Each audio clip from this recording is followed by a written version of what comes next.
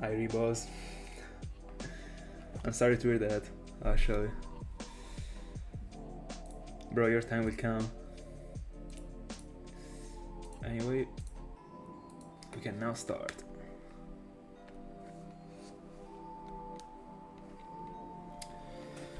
Phase number 2.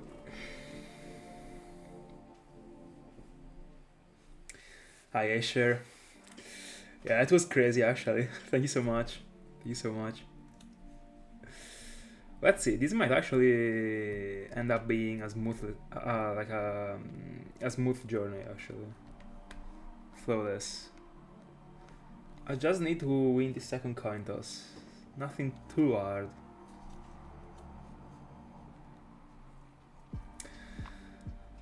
He used the right word actually, hopefully.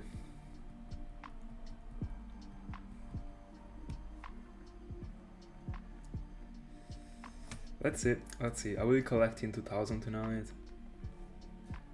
Let's see what happens. 600 per hour.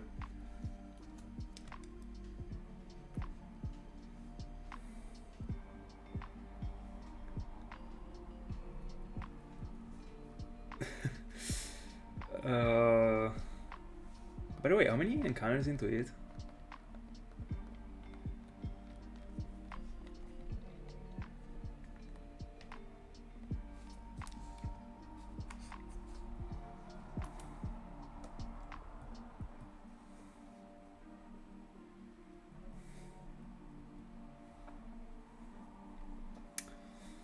I see.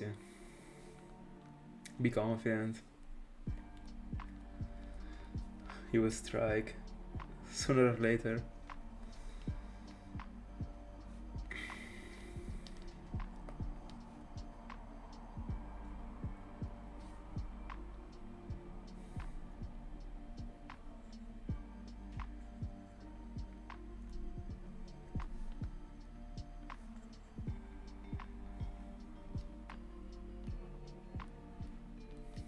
Bailaring.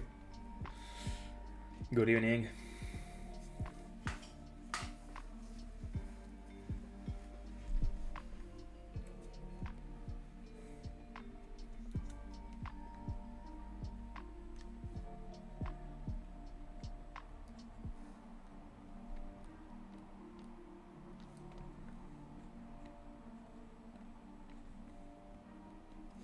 Lie. The yesterday's one was the bottom right actually.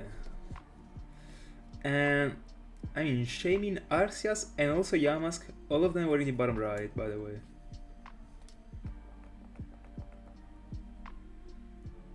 I mean I can't find Sandal anymore. So I mean I guess that it will come whenever I will be hunting in the desert. No, you wish.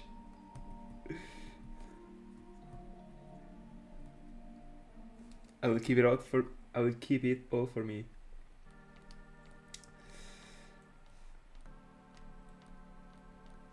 Yeah, Crocodile can definitely happen, but I'm actually confident. I really see Cofagrigus next. Actually, we can do that. And it would be insane. Collecting not only both of the targets without phasing, but also like in order, because Yamask was the first one, would be crazy actually. I would love it.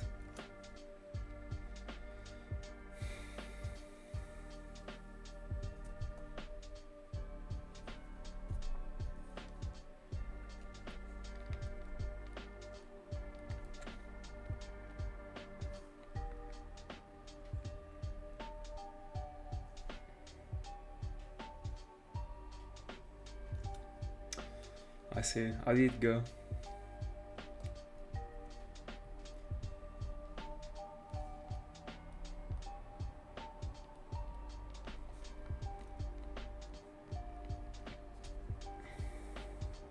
Very good actually.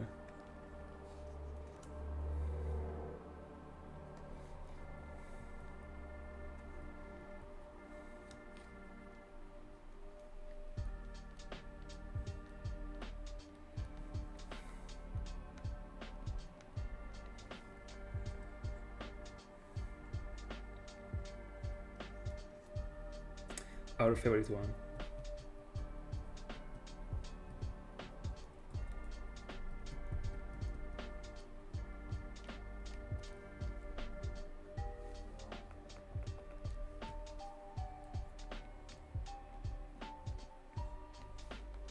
Be insane or remain the same, once said a very wise guy.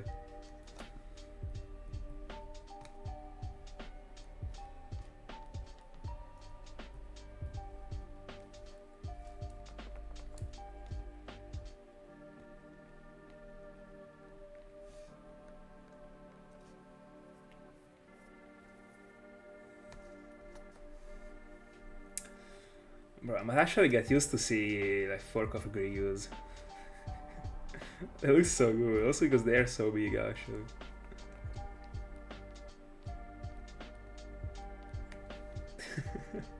And was it a good trade?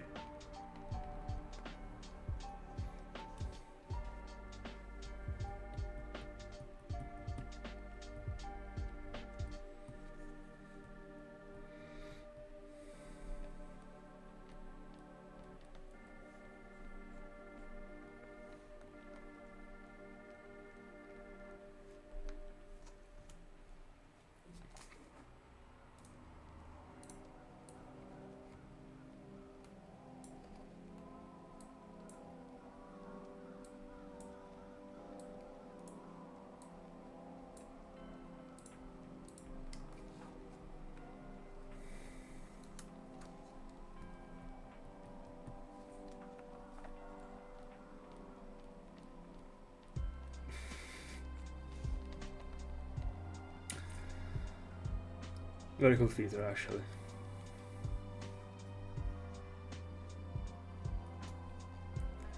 The begins. I was just noticing it, by the way. I was just thinking about it like 2 minutes ago. No, you're not, you're not. Keep up the grind.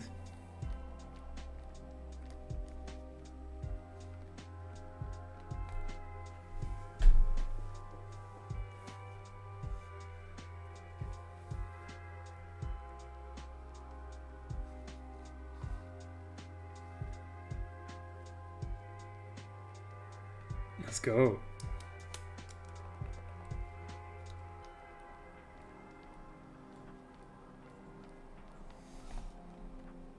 Since, like, I mean, how many weeks ago did you start double hunting for it?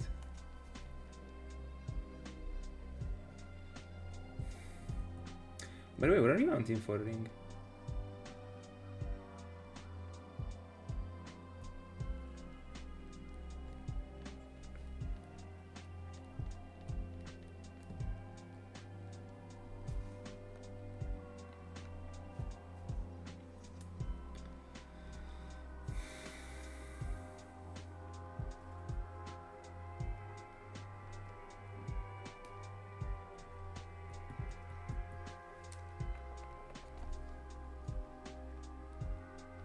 By the way, like, how many shinies did you get this year, Yai?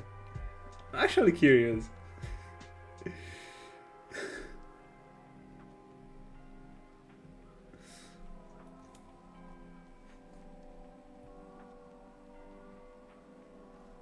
Oh, this are right.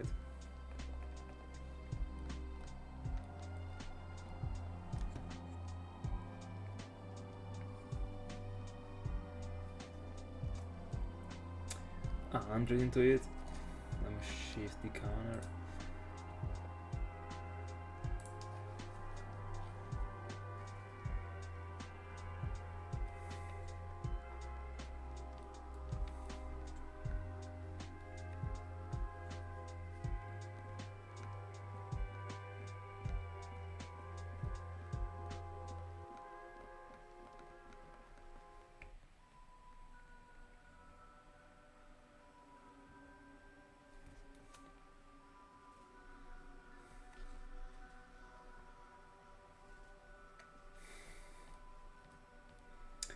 Bro, honestly, I don't think it counts. I mean, unless you stick to the hound for the whole time long, I don't think that concept really applies.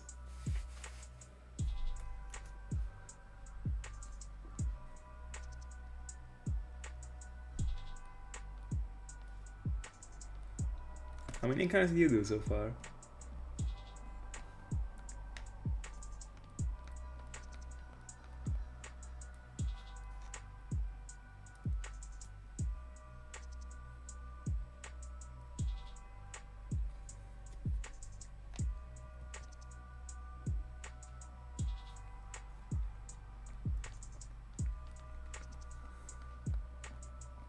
By the way, are you happy that I finally am on Gen 5 again?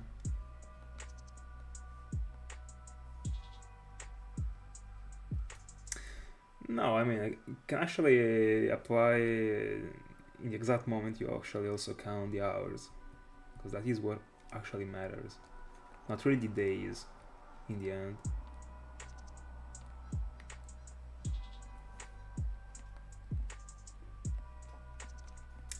Let me see, are you feeling an oddish first phase or not? I really wasn't feeling like getting a Yamask by the way first phase.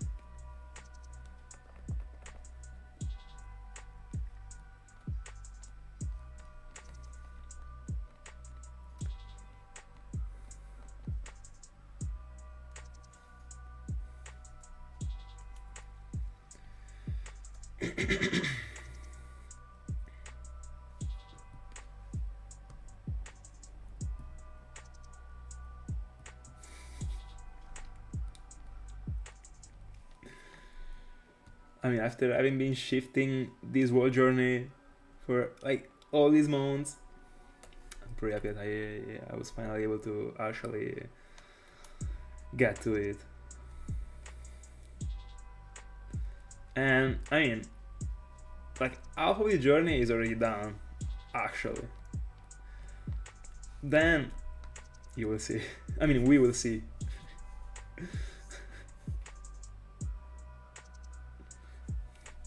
By the way, the Gen 5 is actually being super kind to me. Apart from Tepic, that in the end like was fair, like 13,000, but Oshot was quick, Snavi was quick, Yamask was free. Single session, like, I mean.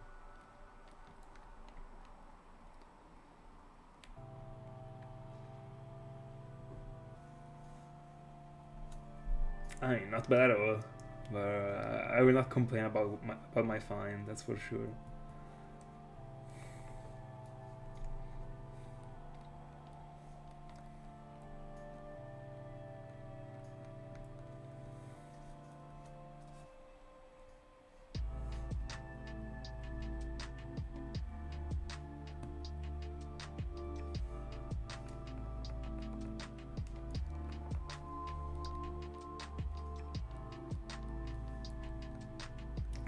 Let's go. I'm one of them. Unless this phase actually goes to 30,000. Imagine. But no, like I feel like since the beginning I was feeling like I was getting quick phases actually. Not quick targets. So like first phase, but a Cofagrigus would be insane. I could really upload the video that is just dedicated to Yamask and Cofagrigus and that's it, just to the line. In order to.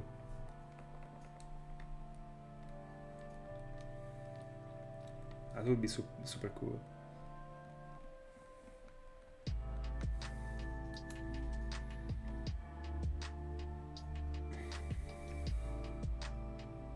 The real best generation.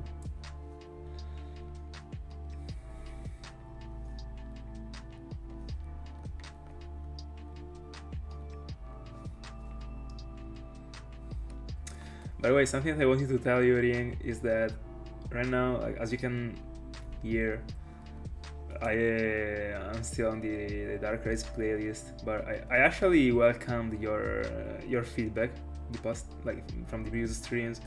I tried to change the playlist. The problem is that I wasn't able to find any.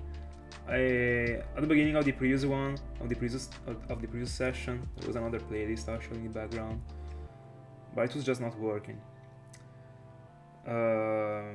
So I changed it.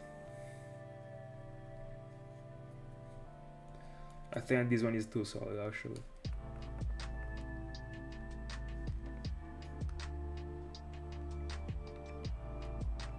And this one is the one that I will be always using when it comes to a spooky hound. That's why I decided. Of course I will try not to like go for a spooky hound back to back.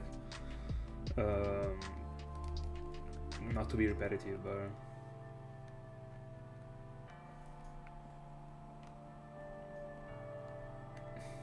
to which playlist are you referring to right now?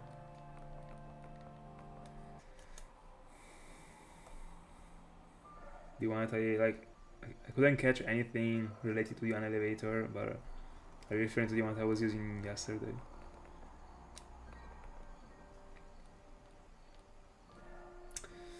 But wait, 4 hours and 20 minutes into it. Also, I think that with the little pause that we got from this playlist, thanks to Arceus, we can appreciate this playlist more right now. If I was going directly into these ones, I mean without going for Arceus, because of the fact that Shaymin was still on this playlist, would have been probably worse. Alright. I didn't really catch the relation between the elevator musics and that playlist, but I will pay attention to it the next time I listen to it.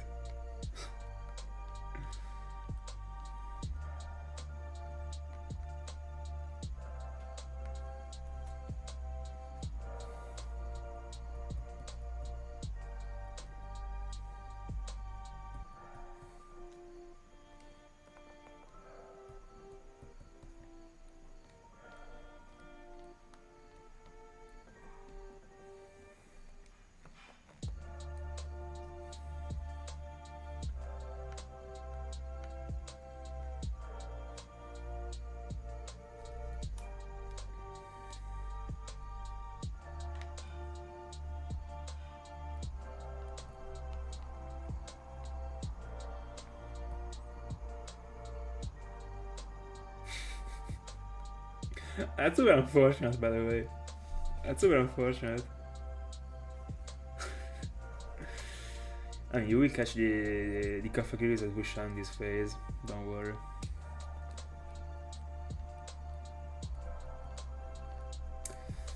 By the way, I mean, I would mention this again because you weren't on yesterday, but there are like multiple rounds that I could be going for after this one that I was already thinking though yesterday. Bro, your lockout just brings me luck. It depends on how quick these Pokemon shine.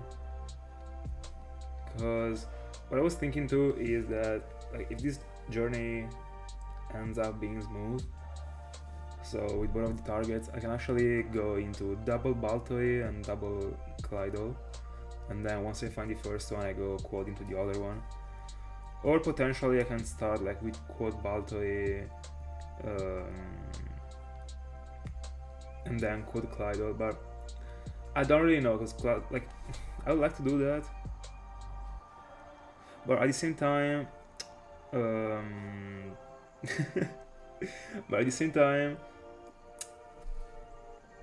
two of my Black 2 White 2 games are stuck into the Reversal Mountain. That's not a problem because I can always leave if I want to, but the point is that I can't properly use my Smeargle because of that. I didn't collect all the badges, etc. So that hound wouldn't be following all my guidelines when it comes to the hounds. That is, to always being able to use a Smeargle completely without, I mean, without the thing that it can actually obey, it can just decide not to obey.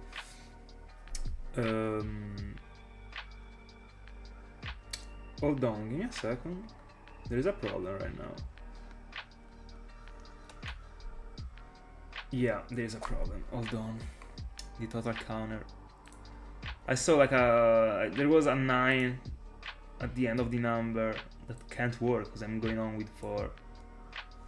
I don't know why it actually resetted and is incrementing by 1 and not by 4.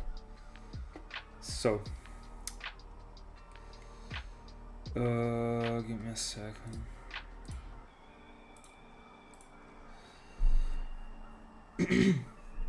Oh, so you already know about Volcarona? Because, I mean, I was just about to mention that I was going for Volcarona this year.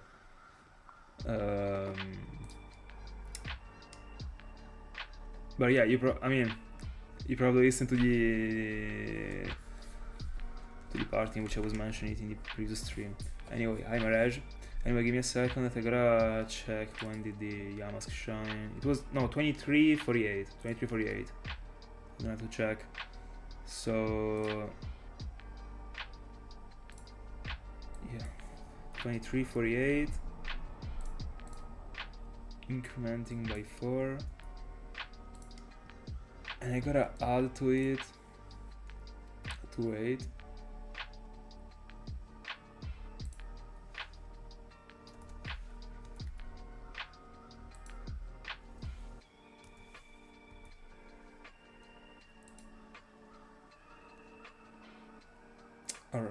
Alright. We should be fine right now. Yeah. I was mentioning it in the previous stream, but I mean, anyway, yeah. I would like to go directly into Volcarona, but I just have to puzzle everything in the best way. Because going to Baltoy and Claydol might be greedy as a choice, but at the same time, let's assume like I get Cofagrigus by the end of the next weekend. That might actually happen in the end, because I'm doing many encounters. I'm doing like 620 encounters per hour.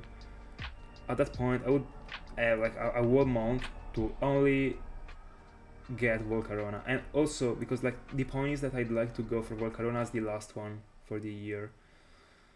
But I don't, at the same time, don't want to dedicate only, like, I don't want to have left only 3 weeks, because you never know. So Baltoy and Claydol were an option, not because of the Pokemons, because I don't even really care about the Pokemons. I mean, they are good looking, but not Pokemons that I would be hunting for right now. But the point is that they are in the same environment as Cofagrigus and Yamask, so I mean, it would be cool to collect all the exclusive lines that you can get from here. But at the same time, yeah, they're not from Gen 5, and also it might be greedy as a play, because I don't want to risk not having the time to go for Volcarona. So we will see, actually. We will see. Or I might do something decent that might be going for Volcarona after this one. Let's assume that I get the Cofagrigus by the end of the month. That might be fair, actually. So let's assume I'm getting 2 phases. So 2 Crocorox. It is probably the worst scenario, I guess, because it's super unlikely for it to happen to get more, actually. That point I might go for Volcarona, and if it shines quickly, what I could do is go into a game turnaround so that I got a guarantee shiny before the end of the year, and then because of the fact that I want to end the year on Volcarona, in the compilation I can actually move the game turnaround before the whole Relic Castle journey, and that would work, so that the last part of the year is dedicated to, I mean, in the compilation is dedicated to Yamask, Cofagrigus, and Volcarona in the end. Yeah, the Darmanitan one is very cool, but I got another project for it, so it will wait. And also, at that point, like, there are Baltoy and Claydol that are better, actually. I know they're not from Gen 5, but they are still from this place, so I would give the priority to them if I had the time.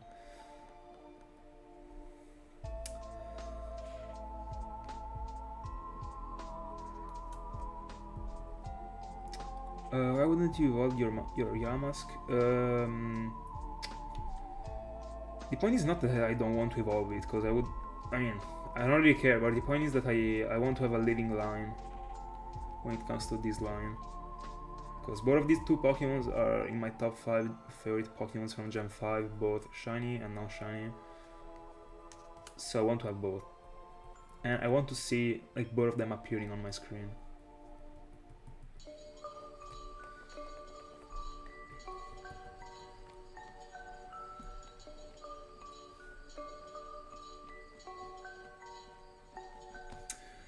And by the way, I'm really excited for Volcarona actually, because I know for a fact that I'm going for it, and my second favorite shiny ever, so kinda huge. Gotta think about a Pokeball that I want to go for. I was thinking about a luxury ball actually. Yeah, I did. But it is not actually this easy when it comes to this round, because I mean, the encounters are pretty fast. I'm always moving the ends, and in the exact moment I get the encounter, I just stop looking at the screen just to be able to catch on the chat, because of course, I mean, so I just check the screens whenever the Pokemon is already there in this round. So I don't really have the time to rest as I did for the soft resets.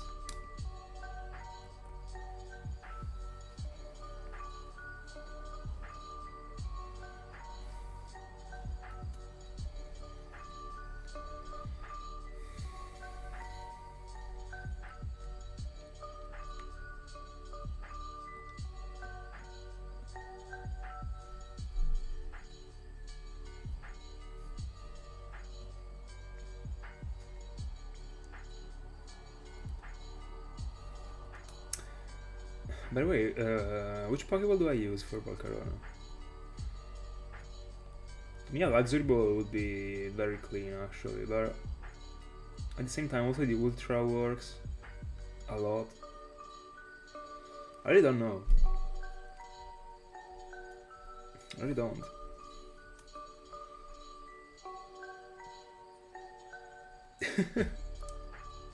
What is the reason behind it? Yeah, the Premier is also an option. I think that what I will do is to collect many of every single ball and then choose on the moment when it will be on the screen. In the end, the catch is pretty easy, so I mean, apart from like collecting many balls, there isn't really anything that I can do, of course, apart from Smeargle. Or I mean, Volcarona can't be failed, so... Oh yeah, for the Pokédex, it is not the best. For sure. Not the most friendly Pokemon. Pounds apart.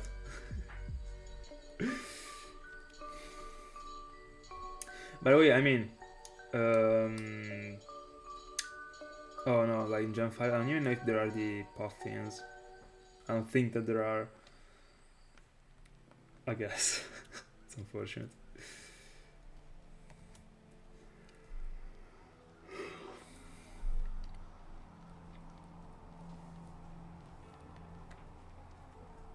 Because that one is my favorite way for the friendship actually. To increase the friendship.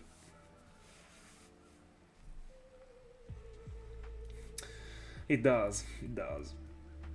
Not too bad, but they could have done way more actually, especially for a Pokemon that is as unique as Eevee. But I mean, Eevee's broken as a shiny, but I mean, I'm of course not talking about Eevee right now.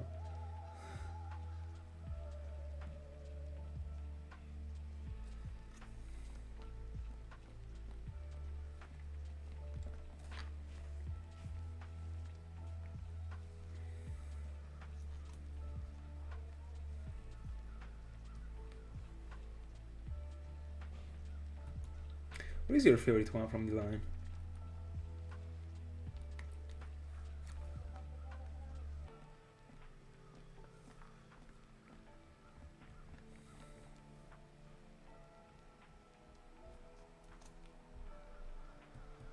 I love seeing all these Cofagrigus appearing. I love this Pokemon.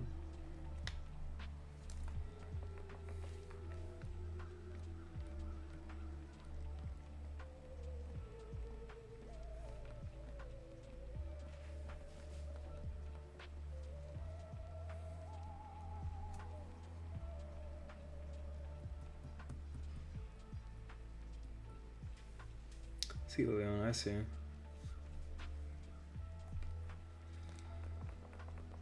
Yeah, Jolteon is pretty good actually. But I really like the regular form. Like when it comes to the shiny form, it depends. But I think he's like too much 80'd for no reason. Give me a second.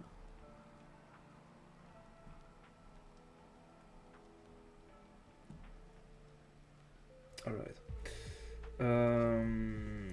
I really can't choose when it comes to the evolutions. The regular forms, yeah, the regular forms I'm going for Vaporeon 100%. But when it comes to the shiny form, I don't know. When it comes to the shiny form, I don't know actually, because there is none of them is that great that you say, yeah, that has to be the best one.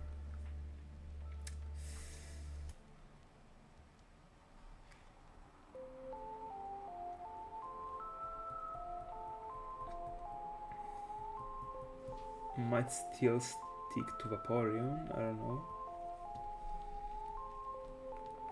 But it would still be not because of the color, but because of the design. Jolteon looks very good, by the way. It really depends on the game, though. But also in Jump 4 looks great.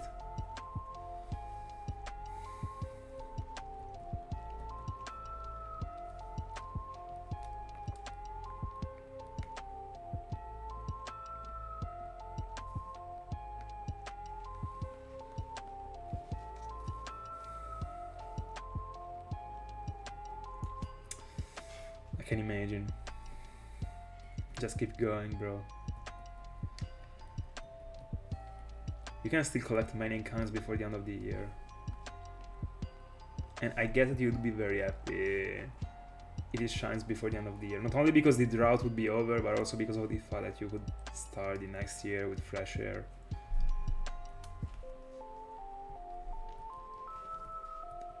That is also what I'm looking for doing. And I can't wait actually. Thinking that I'm already like almost at the end of this year when it comes to the streams is crazy actually. I can't believe we are already at December. He's going for the legendary beasts in Airgun and Soul Silver. The dogs. It can definitely happen, by the way. I don't know like how frequently you hunt or you will hunt in this period, but you can do that. There's still a month and a half.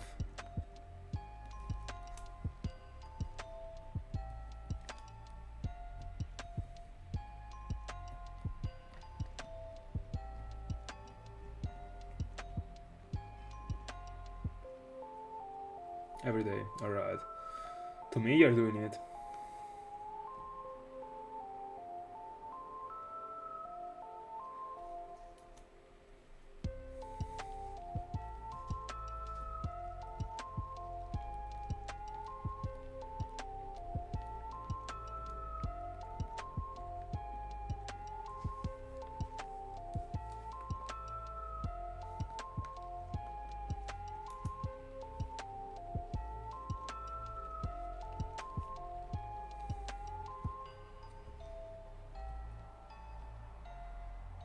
By the way, when did you start the hunt?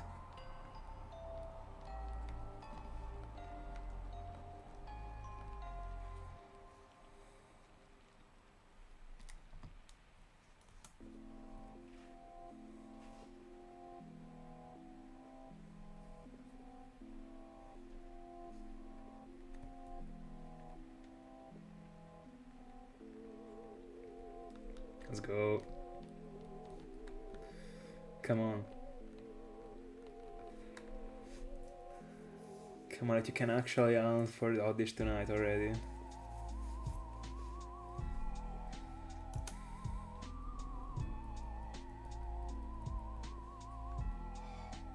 I mean, I guess that you will be hunting for audition when you will be done with it. Don't you? I don't know. Or will you be trying some eggs? I don't think so.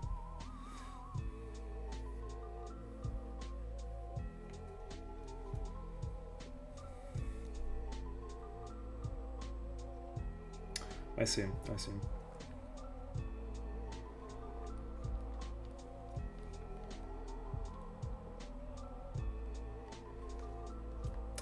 2700 total, by the way. Alright.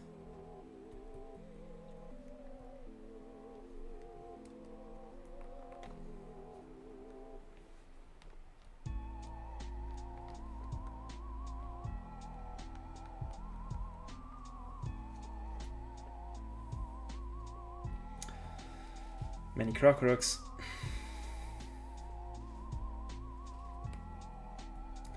I would like for this Cofagrigus to be female, by the way. It matches more the colors, but I mean, if it is male, it still works. Yamasko's male, that was very good. That Yamasko's perfect. Maseratino, for sure. 100%.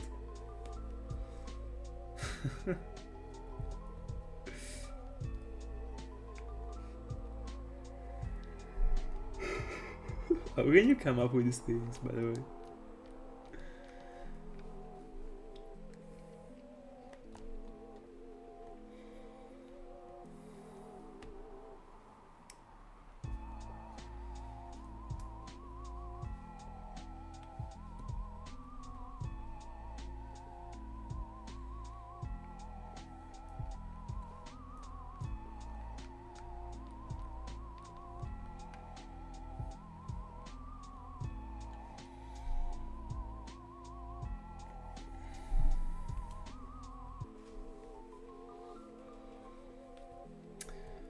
By the way, I will mention it once again. It would be crazy if there was a Pokemon that got Illuminate that at the same time was also able to prevent the lowering attack ability of the opposing Pokemon. But I mean, can't really have a Pokemon that got two different abilities that works at the same time. But if it existed...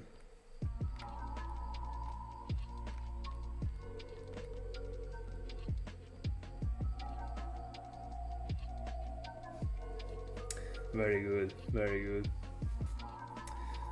Crustal, my father.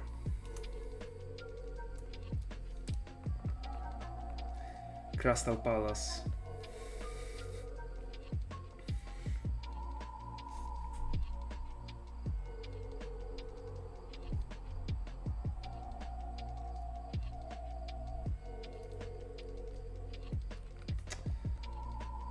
I mean, not even too much, but it is annoying actually. At least something good is that, I mean, it doesn't happen all the times.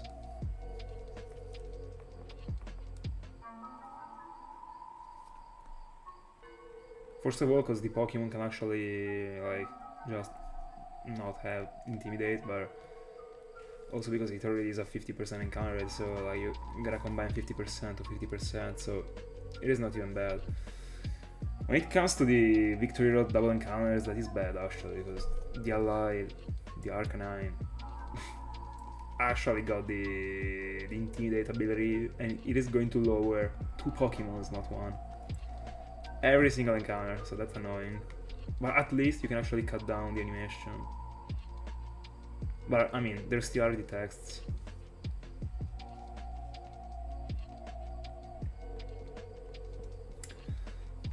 That's pretty much the same thing that I mentioned right now, like the same thing.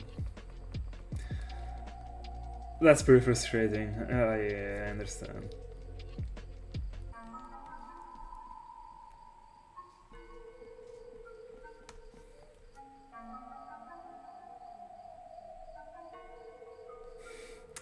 Honestly, I don't know. It would be crazy. This one would be the 3rd stream back to back in which I get a shiny. Because right now we are on a streak of 2. In the past 2 streams I got a shiny. Let's see if in this one we still got it. I don't think so. Also because I don't even have too much energies actually. In fact, I'm not feeling very good. That's why I will not be like super interactive. and I apologize.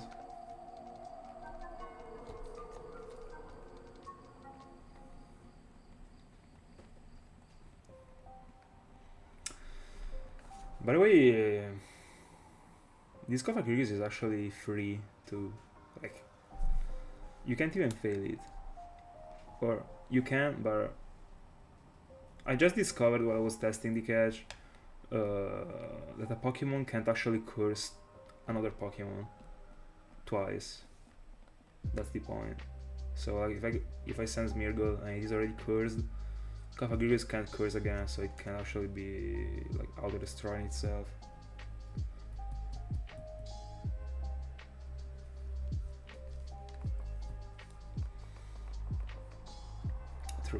True. And by the way, that interaction is very interesting actually, because I was taking for granted, as always, something that I shouldn't be doing, but I was taking for granted it could actually kill itself. Then when I found out it can't, I googled it to see if Pokemon can actually do the same thing in Gen 4, and it works the same in Gen 4. A Pokemon can actually double curse.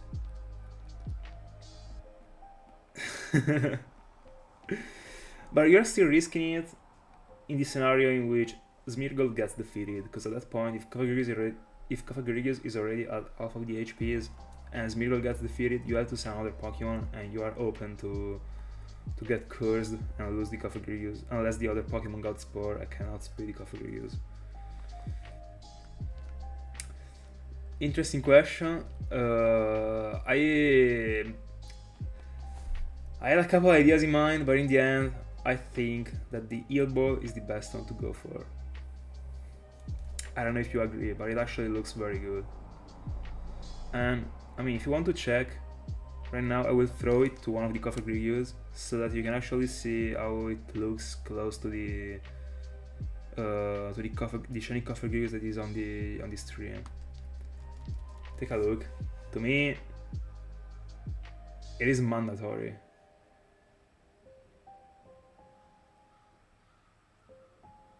To me, it really works actually.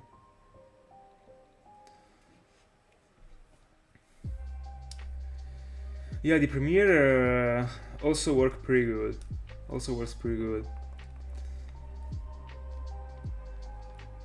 But I don't know. Like, because I mean, the point is that with the Premiere, the real like matching color would be the red with the red eyes, and the white part wouldn't be properly matching the body of the Cofagrigus because it is silver, but it would still be great. The point is that the Eel Ball is not the same shade as pink, of course, but it is pink in the end. And then there are also those like little yellow, kinda yellow spots, like beige spots on the Eel Ball that kinda decently work with the Cofagrigus body, in my honest opinion. And also there are the double sparkles, or at least I think, like, does the Eel Ball keep the double sparkles in Gen 5? I mean, is that one still the Eel Ball's animation?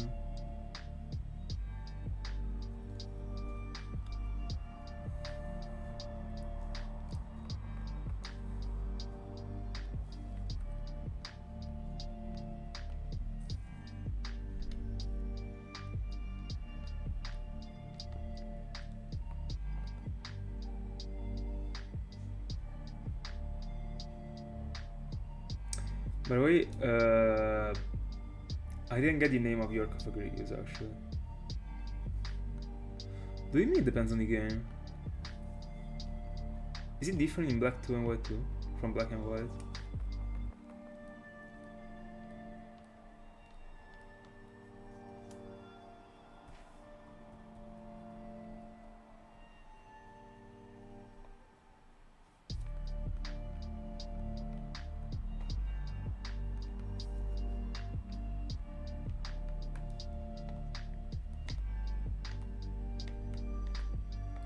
I would have never said they changed the animation of a Pokeball from game to game. I mean, belonging to the same generation.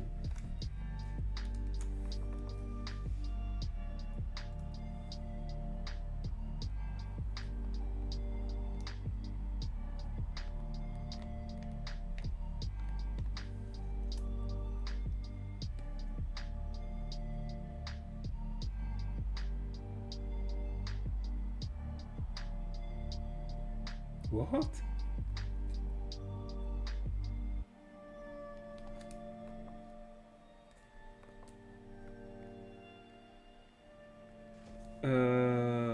Would you mind going a bit more in depth?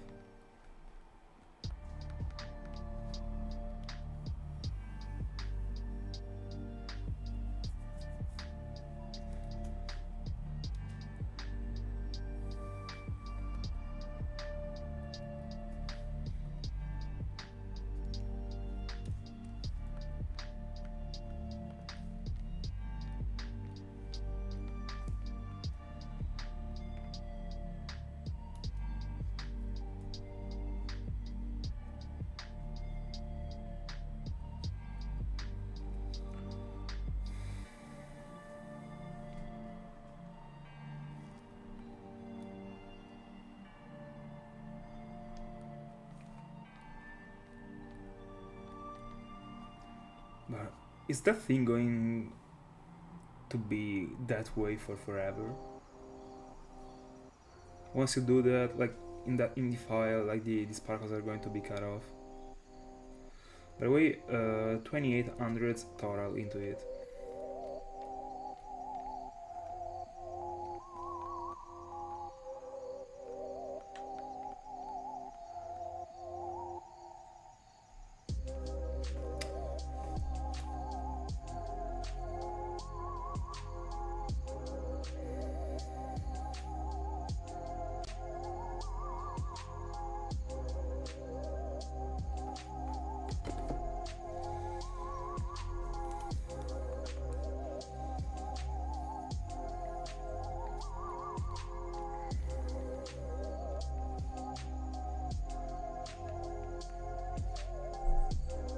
Alright.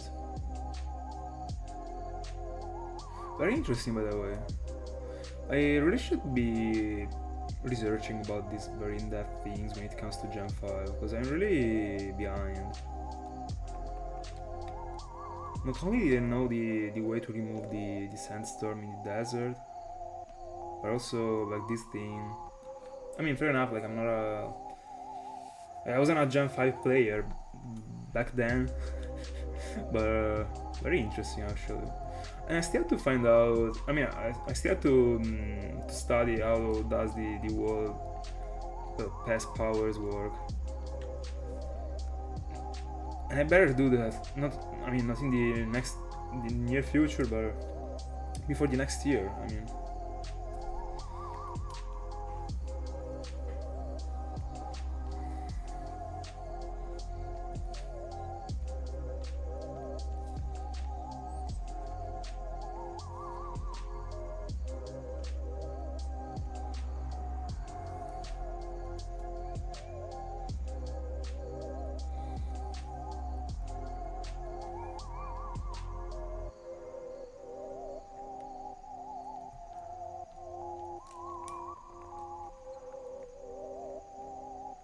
By the way, I think the clock is actually messed up a little bit, because when yesterday I got Yamask, I left the clock going, so it's actually counting way more minutes than it should be. I guess it should be like at least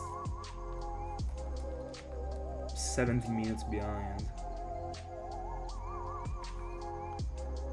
So I mean, I will check it after the stream and I will fix it, I guess.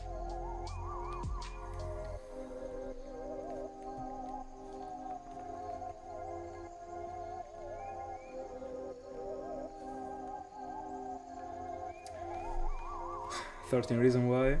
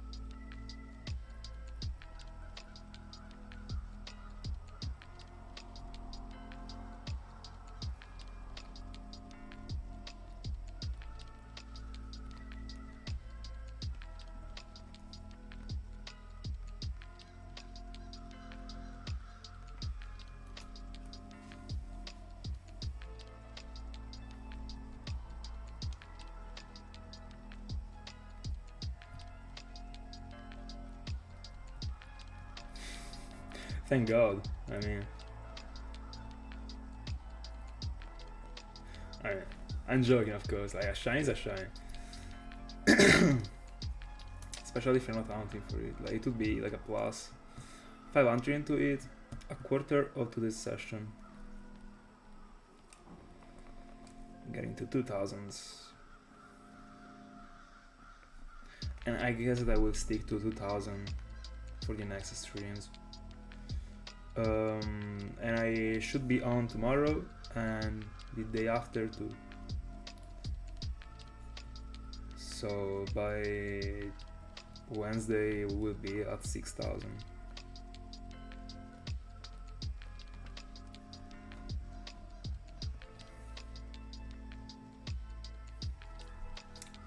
Grinding.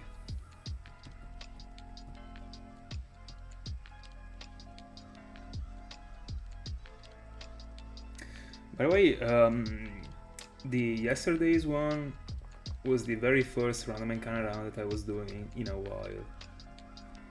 Because the last one that I did, once again I don't remember. I also had to check before. I mean, I also mentioned this thing in the previous stream.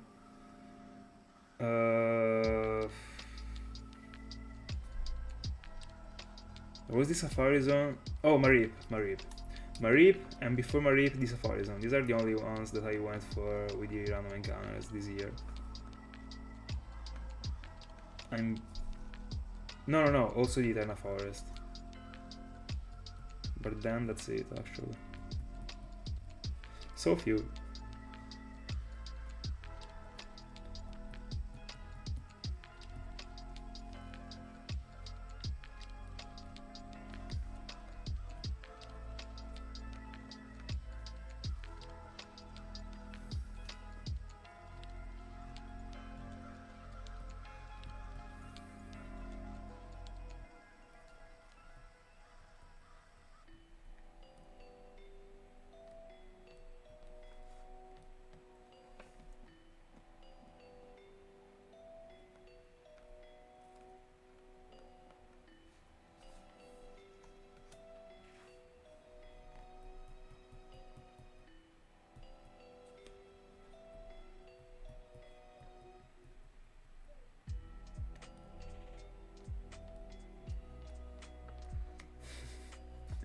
Always the opposite of the clown. That's the way. Always do the opposite. I mean, you were right, actually. You have found more shinies than me.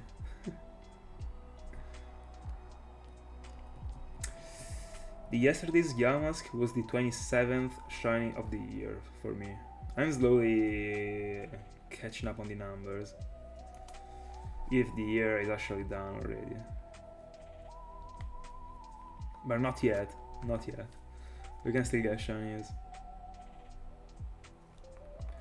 I really see going for Sanjryu, because Sanjryu will be the next round with the game corner. I really see it happening actually this year. Might really be it. I don't have the feeling that I'm staying on this round for a while, thanks to the Yamask. That actually gave me the boost. I feel like this is gonna be a smooth one. So after this one, Volcarona, and then probably Sanjryu and how's it called? In the compilation, it will be inserted before.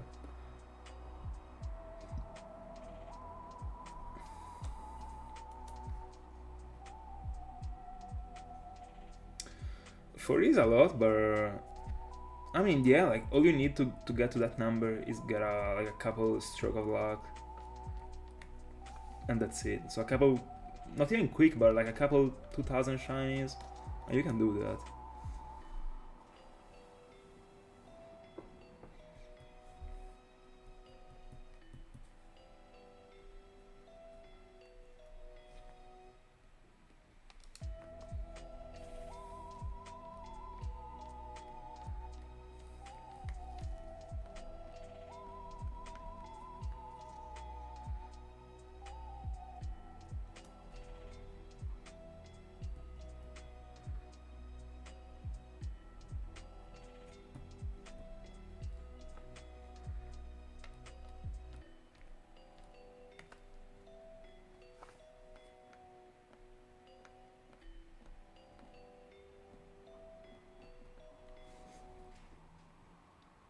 Very good.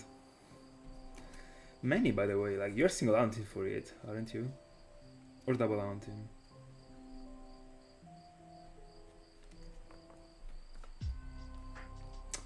$2,900 total.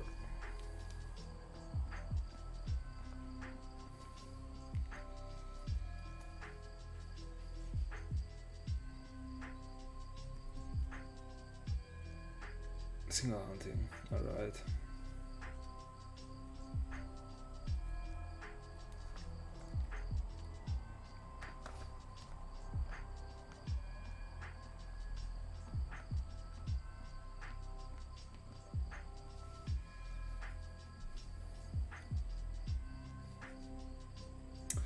By the way, hold on, give me just a second. I will come back in a minute.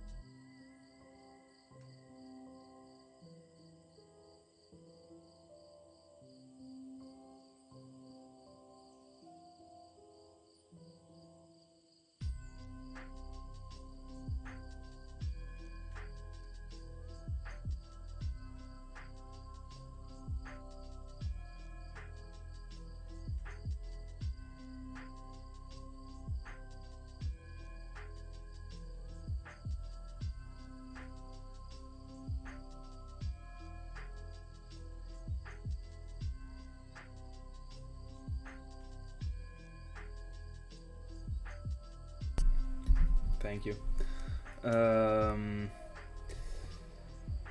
By the way, from my side, you could actually go for them directly the next year and still enjoy shiny hunting for the remaining part of this year.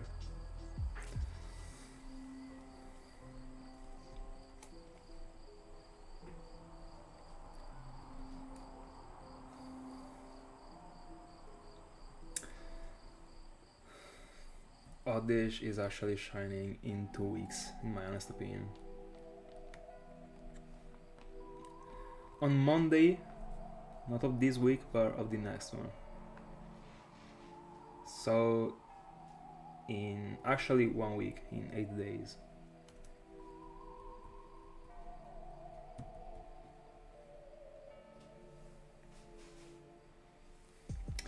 You can.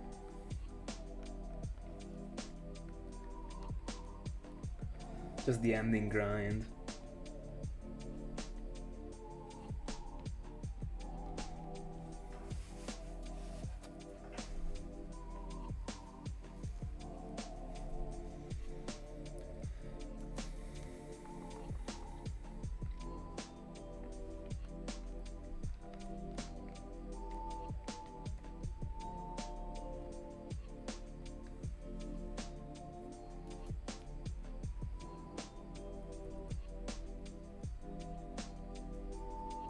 By the way, guys, I'm actually still looking for a nickname for Cofagrigus actually, because I got a couple suggestions in the previous stream and I was really liking them.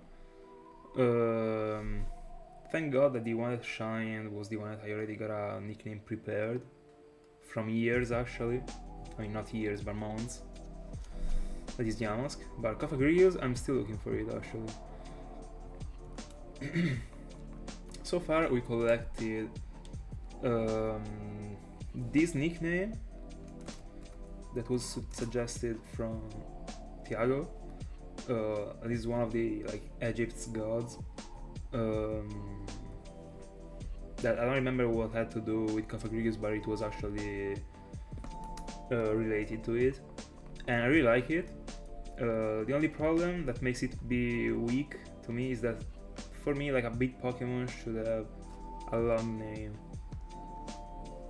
Don't ask me why, but that name really works. But because of that reason that I mentioned, this one, in my honest opinion, would be better as a nickname.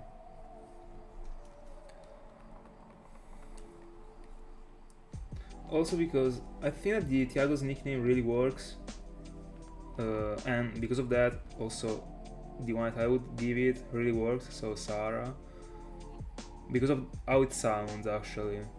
Because not only the first two letters are shared when it comes to the sand, so SA, but also because of the fact that like it is an extremely, like I was also mentioned this thing in the previous stream,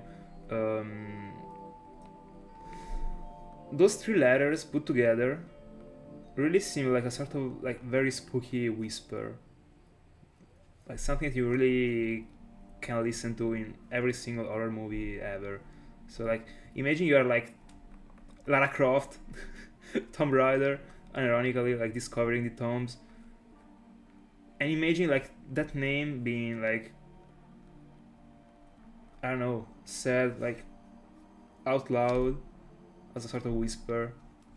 I don't know if you can get my point, but like I find that word very spooky and it actually really applies decently to Cofagrigus in my honest opinion. But there is the weak point of it being short, and that's why I would actually go for Sarah instead of Sa.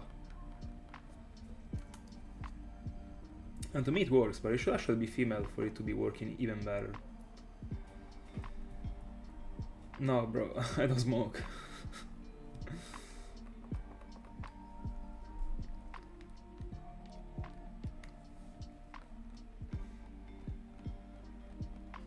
No, I will not name it Gigi.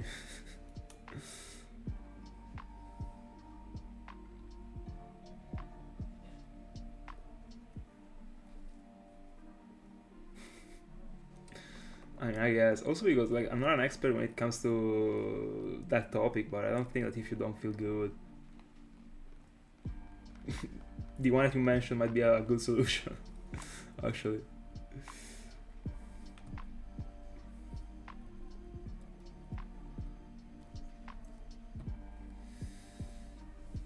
Ring, do you feel like I'm getting Cofagrigus next phase? I do, I'm confident. And then Volcarona, I can't wait to go for Volcarona. I will be going for the level 71, Black and White.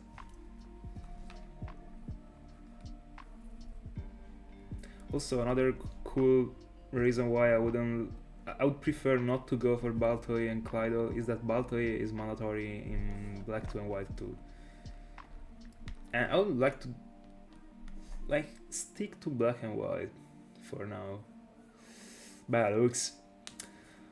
Yes sir, yes sir. At least 3 Crocoroks. I mean, at that point, I would be mad 100% because at that point I might have just collected a Sandile instead and have the wall line. So that would actually piss me off a lot. But if I get away with 2, I'll be decently okay actually, because then I assume that I will get a Sandile in the desert. So at that point I would have the wall line completed. But I mean, I might be getting multiple Sandiles in the desert, so I would prefer to get away with a single Krokorok if I really had to get away with a Krokorok. 3000 Aura, by the way.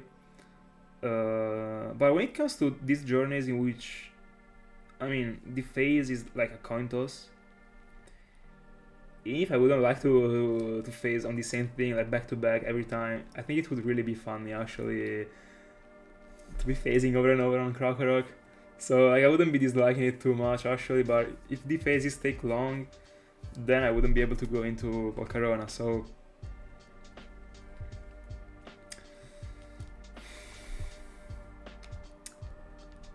Just give me a Cofagrigus, you know. By the way, that's unfortunate there is no more Yamask into the... I mean, there actually is Fizzard. There still is Yamask in the layout, but unfortunately we can't see it appearing anymore. Yeah, I saw that video actually, it made me laugh a lot. Not even gonna lie. I'm not even gonna lie.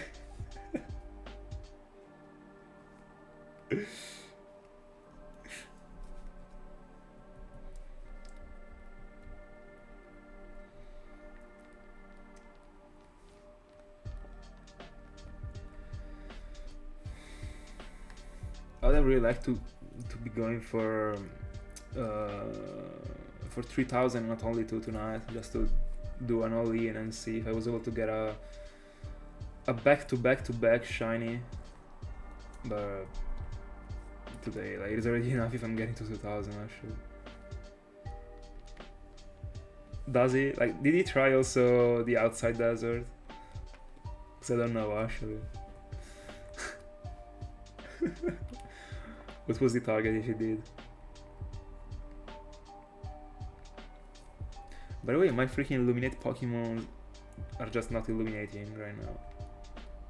I'm just running around. I don't get an encounter, bro. Like, I'm going from wall to wall multiple times without getting an encounter. That's incredible. That's incredible, actually. No way. No way. That's unfortunate. I'm actually sorry.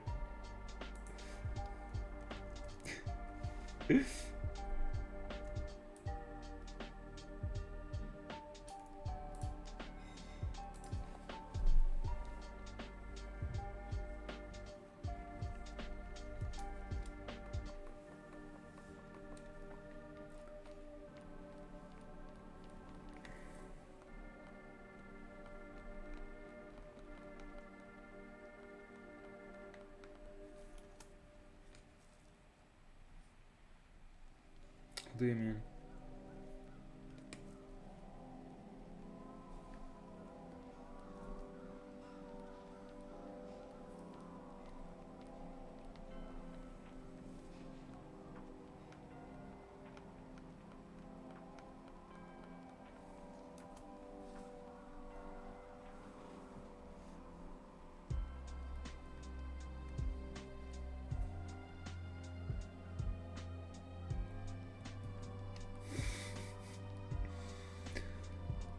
Yeah, I guess that we can actually consider him the unluckiest. Bro. 1660 hours. I get goosebumps by just reading the number. 1000 hours.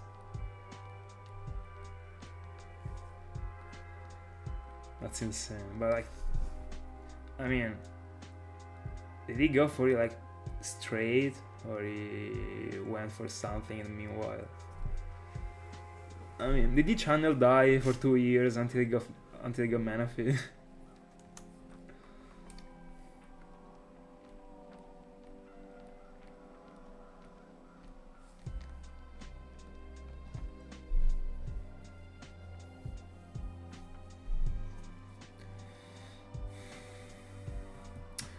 By the way, let's talk about the Pokeball that I want to use for Krokorok, because the first Krokorok I will catch would be caught in a Quick Ball. I think it actually works. I really dislike the Quick Balls, but Krokorok is not a real Pokemon that I care about. So, I mean... Oh, true. I mean, I'm stupid, I forgot about it. But I did upload the videos, like, in the mean... Like, how many... Hold on, like, how many shinies did he find?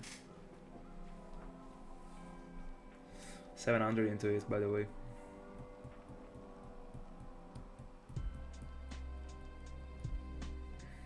Tell me at least was going from Platinum and not from Diamond and Pearl. But he was able to keep all these shinies he got. 30,000 from Manaphy.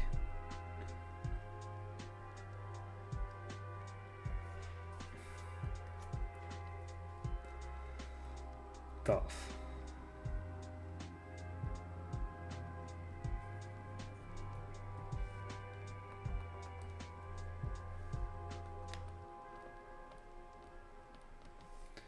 Really tough, actually. Major respect.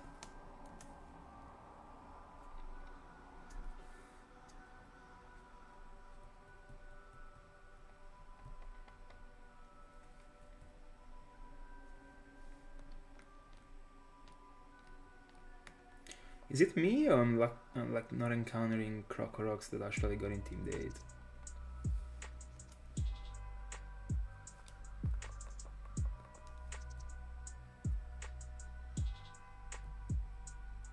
Bro.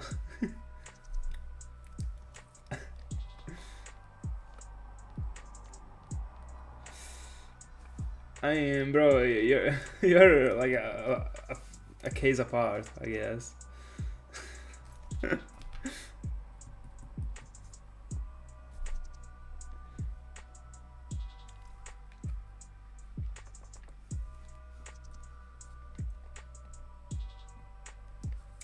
By the way, so far, because unfortunately I wasn't keeping the track of the hours that I was spending on Larios, but I think that one is the one that I went for with the longest amount of hours.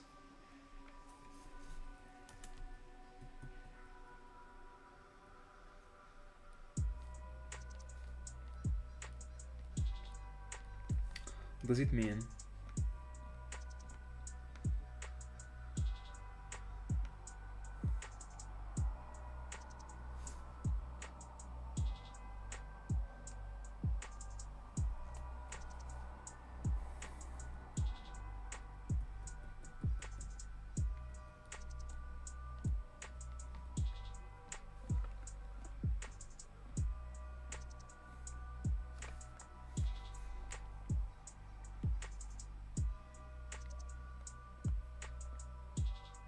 Oh, alright, so it's the translation of an ability, alright. Yeah, I mean, yeah, I was assuming that I mean, if they don't have Intimidate, they have the other one. The point is that it is a 50% chance, and I was actually striking it like many times back to back. I see.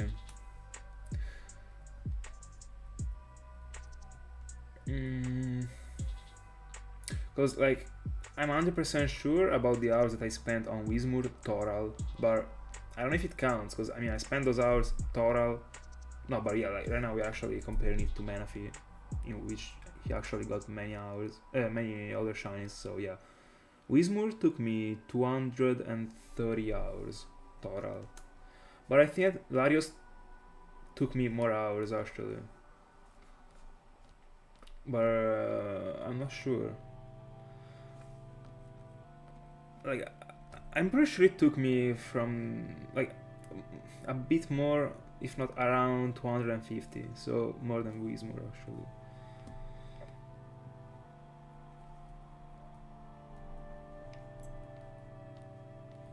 Yeah. There, let me check with the Moxie's translation. I don't know.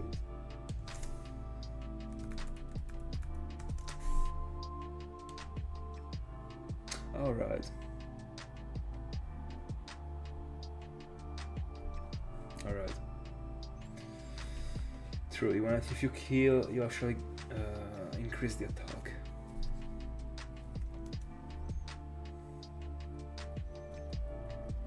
$3,100 total.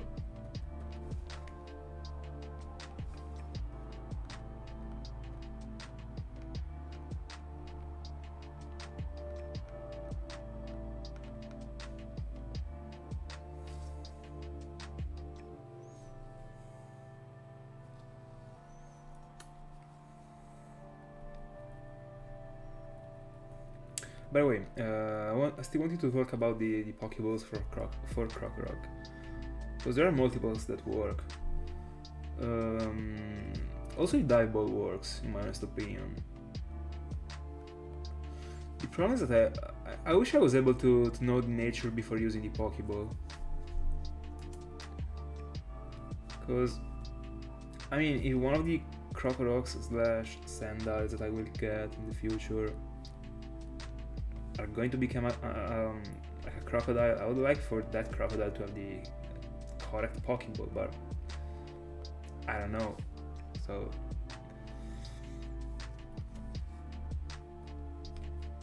I will have to pray.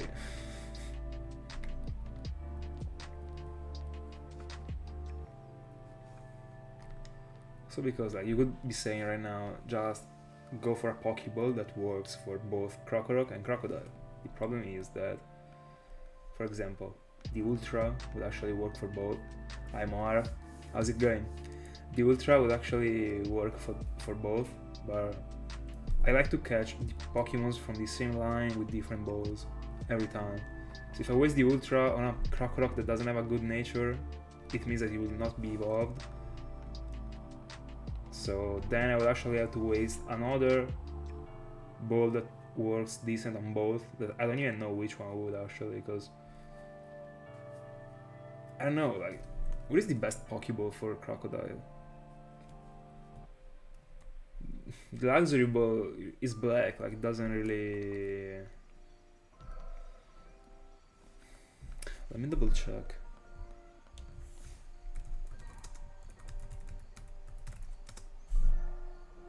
No, yeah, luxury ball doesn't have anything to do with it.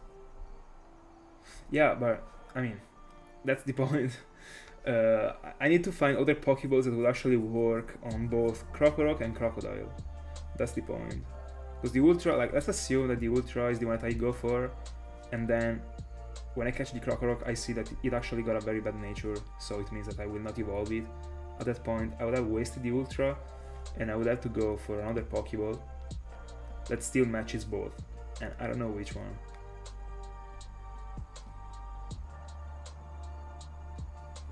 Because I want to evolve the Pokemon with the best nature every time. For sure.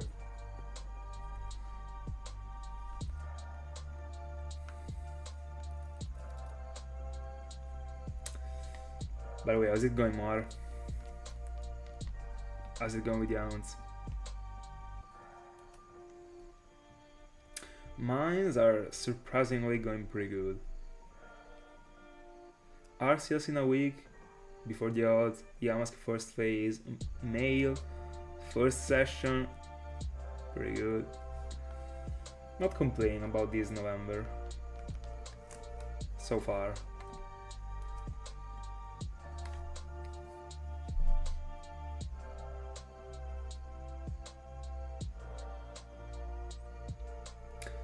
I see. Good luck. What is the target? Starter. Living Dex incoming.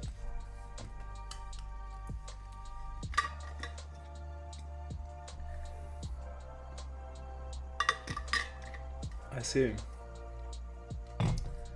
You're not sounding for something related to the desert, I see. A desert hunt was something that I was actually looking for doing in Gen 3. And also in Gen 4. The desert could actually have a very big arc total, considering this one that actually is the Relic Castle, so not really it. But there is the desert in Gen 4, road to 25, am I right? I never remember the number of that route. Then there is also in Gen 4, in Gen 5, and in Gen 3. There always is a freaking desert. And I would like to hunt in all of them. Why not?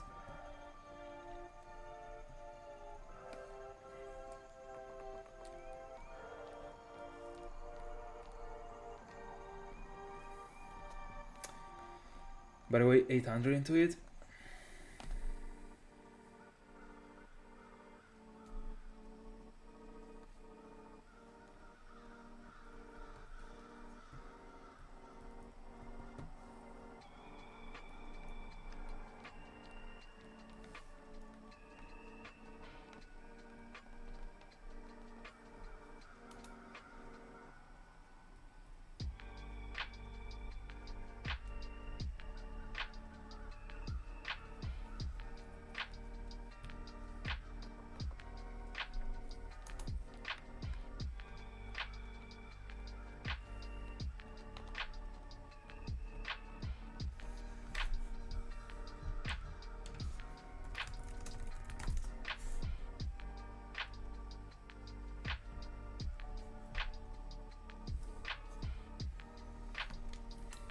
What do you mean?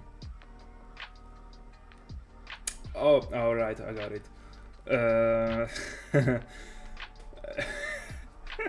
True.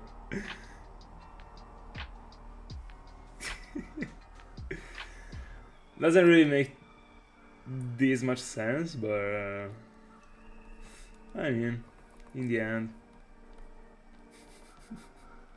I love those emotes, by the way. Like, they are so like explanatory, actually.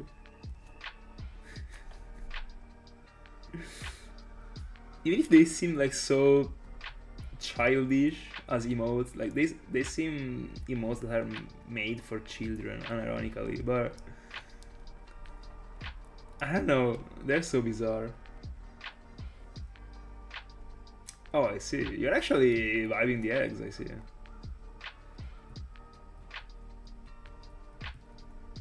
Good for you.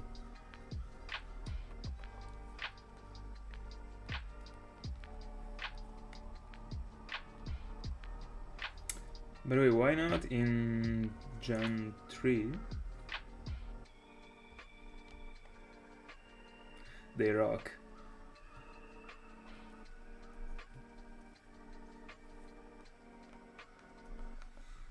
Yeah, a lot. A lot.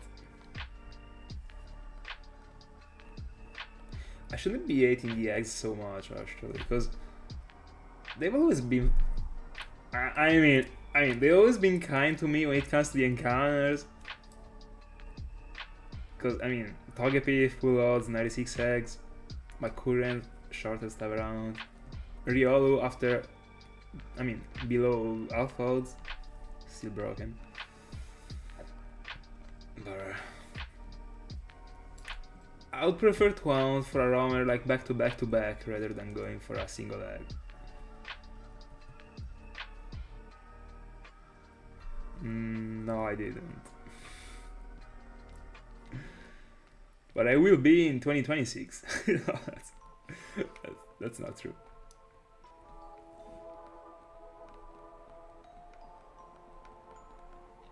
Alright, alright.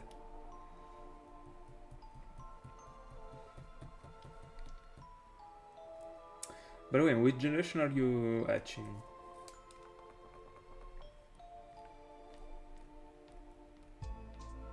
Because, like, it does exist, the Masomero in Gen 3. No, it doesn't. So you are in Gen 4. I don't know, like, does it exist in Gen 3?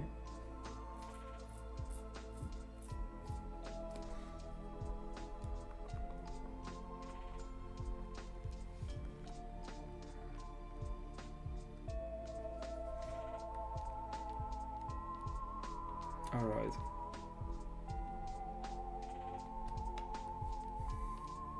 I remember that Eli was going for Chimeco that wasn't with the Masuda Merod, of course, but I don't remember if he actually went for it without the Masuda Merod because he couldn't go for it with the Masuda Merod or because he didn't want to go for it with the Masuda Merod.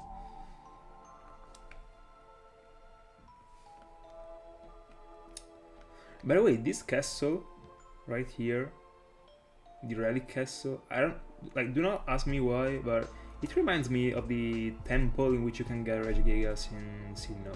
I don't know why, but I don't know, running around in this place, like, it gives me that vibe. But, I mean, the only thing that they got in common is that both of them are, I mean, kinda are castles, and both of them kinda have multiple floors. Or that's pretty much it. Alright. But isn't there a way to manipulate such a thing with an R4 or with a ROM? Like, how does it work? Hi Tiago, good evening. How does it work? Like, can you somehow with Umbrew change the actual region of your console so that you can actually download a ROM that makes the Pokemon be from another region because of the DS? I don't know. Alright. Do you do that in the way that I mentioned, or where is the downside? Alright, alright.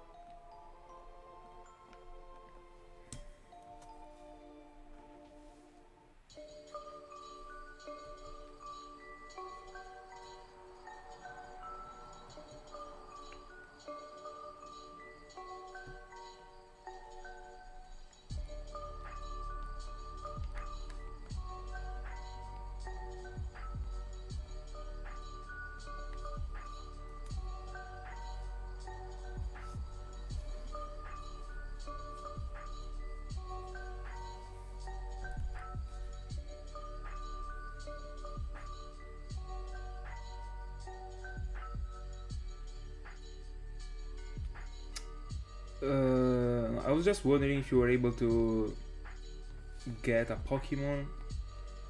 Oh, by the way, no. Like in Gen 3, you can't actually. I mean, no. The problem was starting because of Gen 3, but in Gen 3, like, you can't use Umbreon in Gen 3. But anyway, like, the point was that, I mean, let's assume we were in Gen 4. We were talking about Gen 4. The point is, I didn't know if you could actually, with Umbreon or with an Air 4 or whatever, if you could actually obtain a Pokemon that is considerable for aim. That's what I was asking.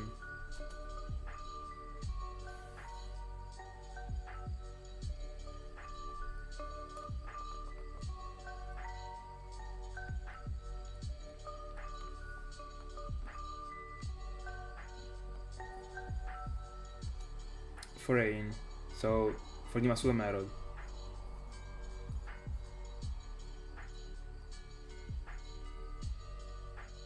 Because we were talking about the Masuda method.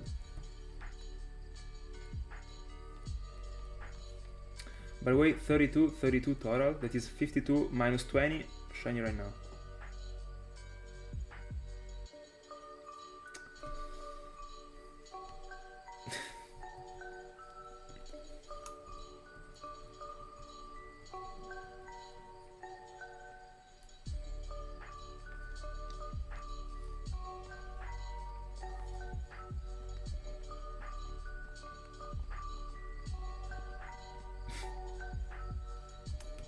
I mean, you can't exclude also Sun and Rain and Hail, for sure.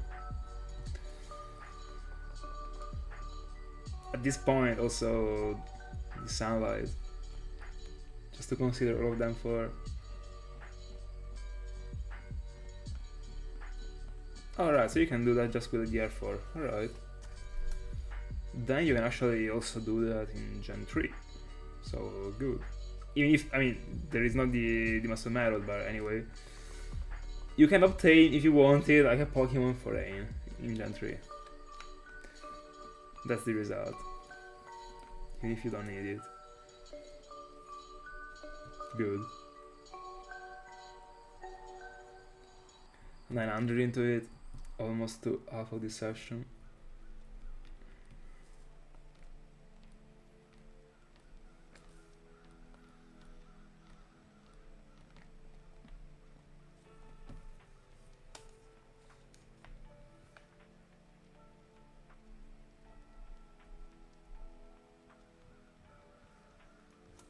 All right.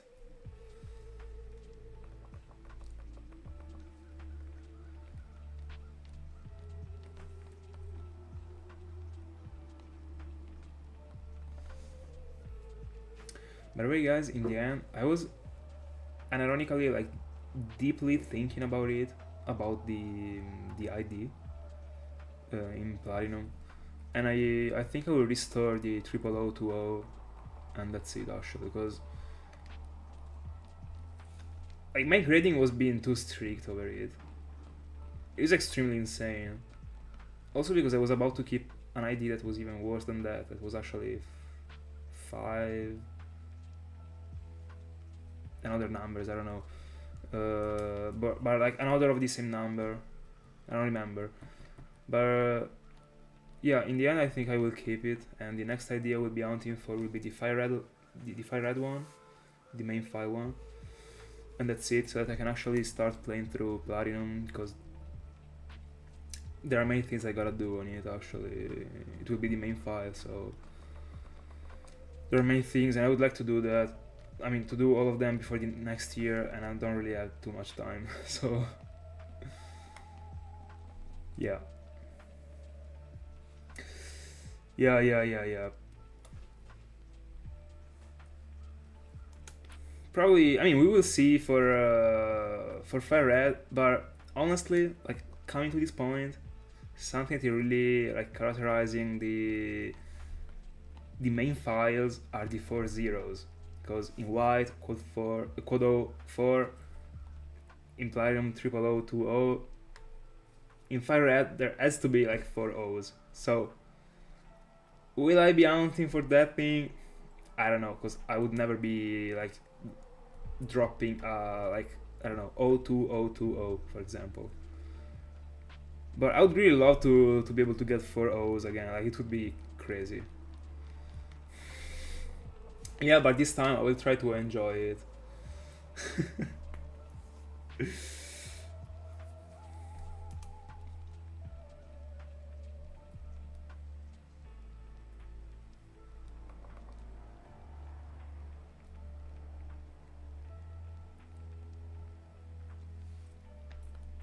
By the way, 80, I mean, still less expensive than a Gentry game in English.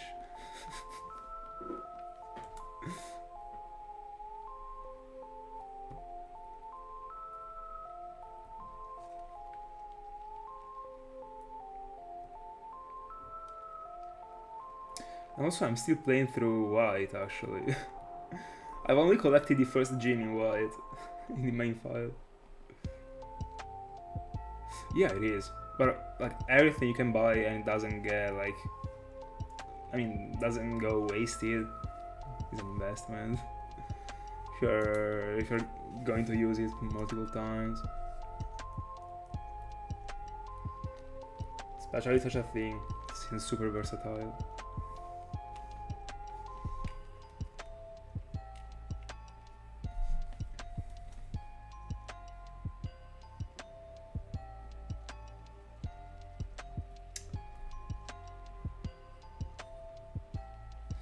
By the way, Tiagalski, do you feel like I'm getting on Cofagrigus next phase? I am. Ring, of course, says that I'm getting 3 Crocoroks.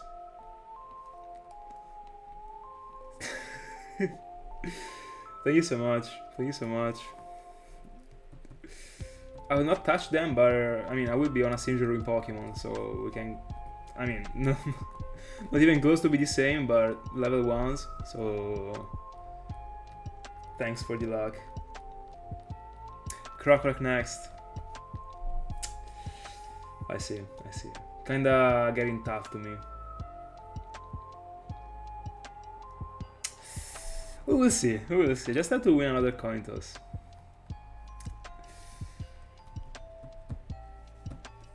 It would be incredible to upload a video compilation of a journey in which I could have phased without phasing again, but in this spot that compared to the like Eterna Forest one is nothing literally, but considering that I got Yamask first and then Cofagrigus, if I get Cofagrigus, it would be crazy. I would really be happy about it.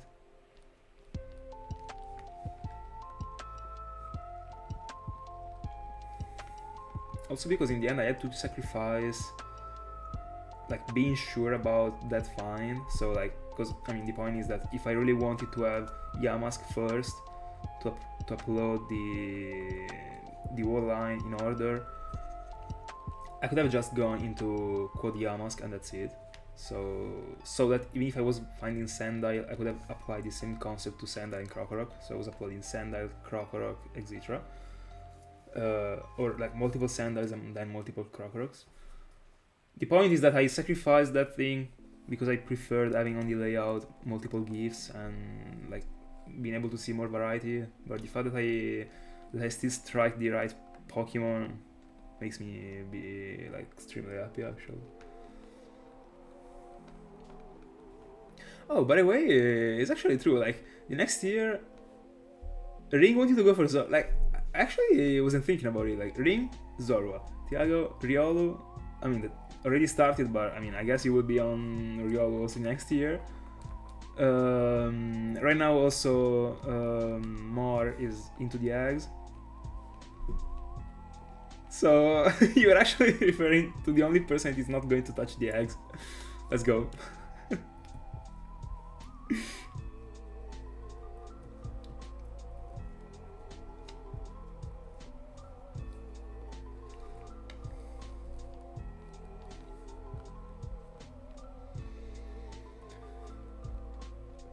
Yeah.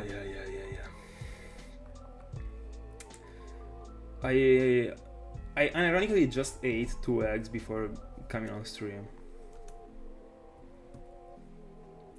There was no shiny Riolu in it. And I didn't transfer the eggs from file to file, from fridge to fridge, so no worries.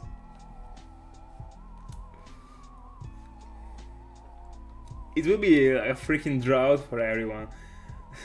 Literally, like all of us will be on super, like, I don't know, tedious, but what I meant is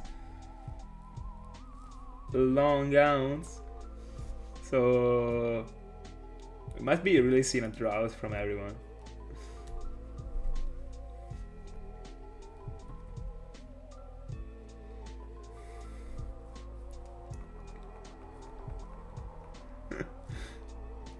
From fridge to stomach, actually. But I mean, I would have to open my stomach right now and see if it's shiny. Because in the fridge it wasn't. We changed the ID, the secret ID, you know. Something could have happened.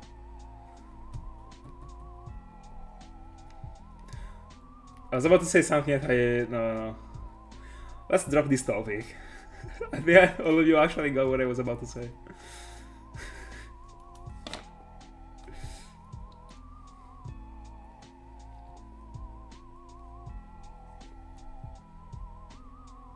Especially because I wouldn't like for it to be, to be honest, like on a video eventually. Alright, very good. By the way, almost to 1,000.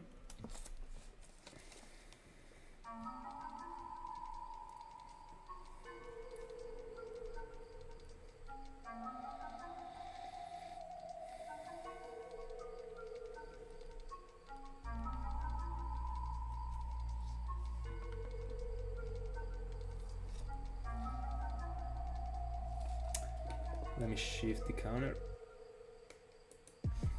I hate that every time there is a new digit I have to shift the counter, but that's how it goes.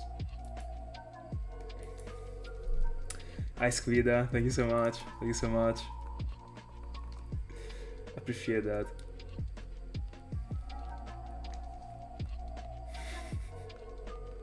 I mean, I can literally super quickly go off stream and delete the VOD for you not to get there.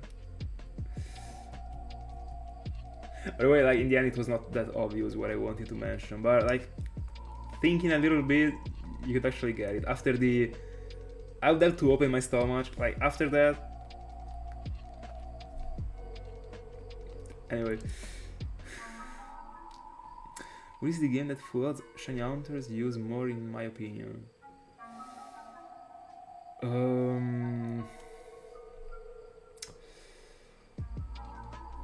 Honestly, I have no clue. I really have no idea.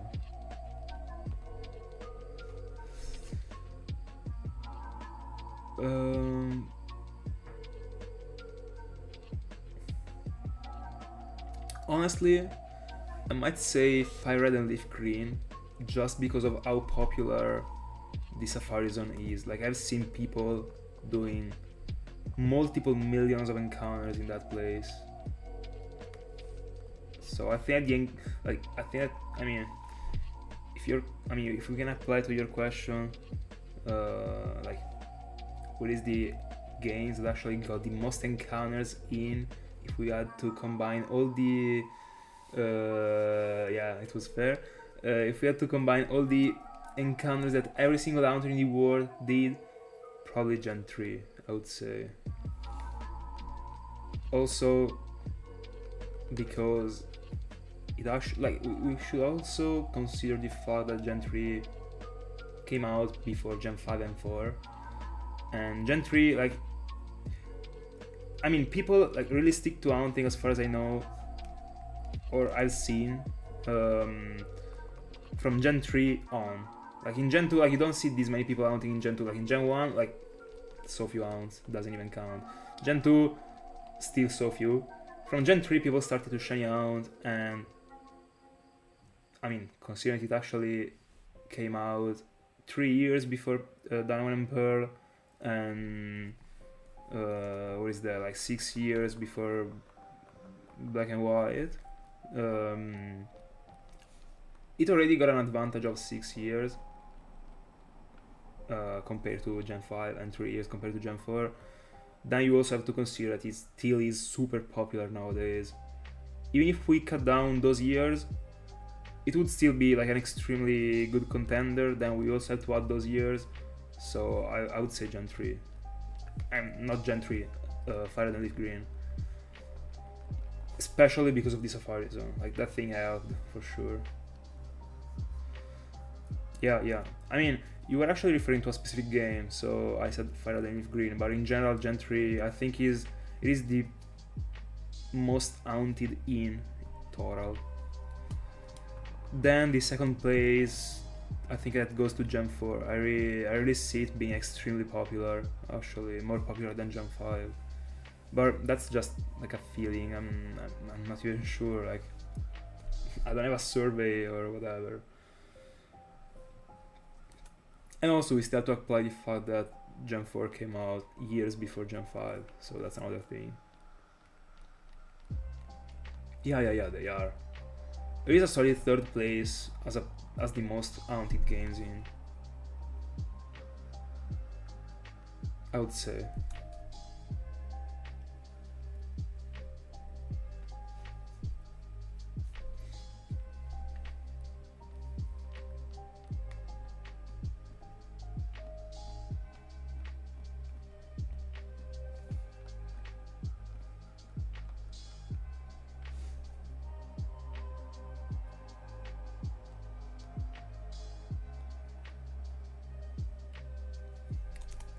But in the end, if we had to do a comparison between Fire Red and Leaf Green and ON, I would still say that Fire Red and Leaf Green is more popular in shiny hunting, but that's just a feeling. I don't even know.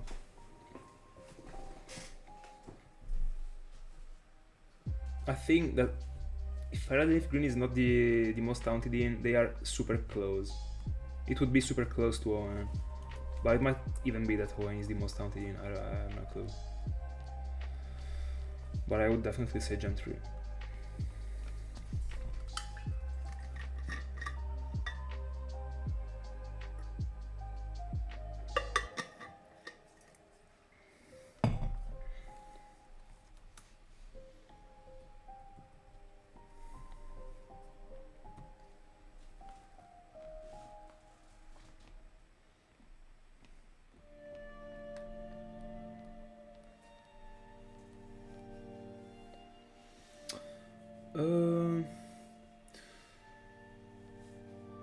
I mean, not really, because like there are the starters that are super popular and will always be super popular. I know the starters aren't enough by themselves, but also the birds, like the legendary, that in the end are not many, but they still work. There's also the Oxys. This is a Pokemon that everyone hunts for, and if only the event was more accessible, even more people would be hunting for it. If you didn't have to cheat, etc. There are many spots actually, but the biggest role is played by the Safari Zone for sure.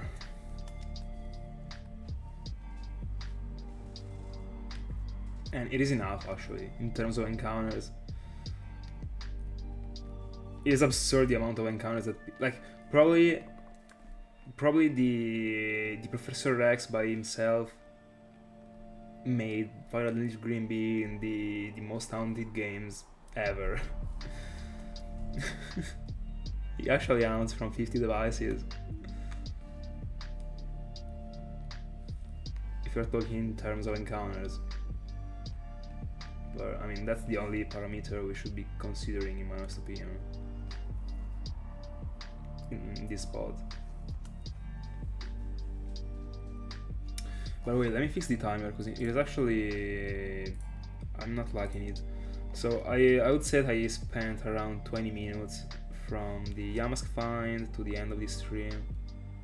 That is when I close the timer, so I will just go back up 20 minutes. So 30 here, and let's go.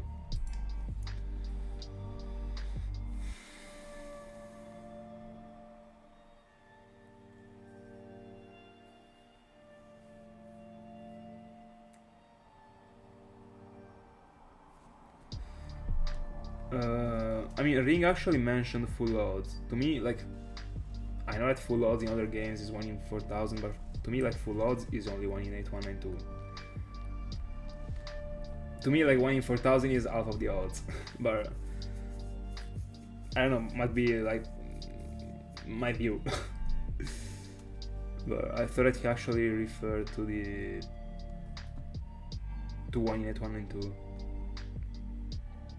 And that's another reason why Gen 5 would never be able to be the first place, because the Shiny Charm got introduced, so many people that were hunting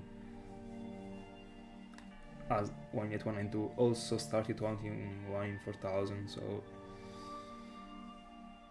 there is a loss of people in the like overall view.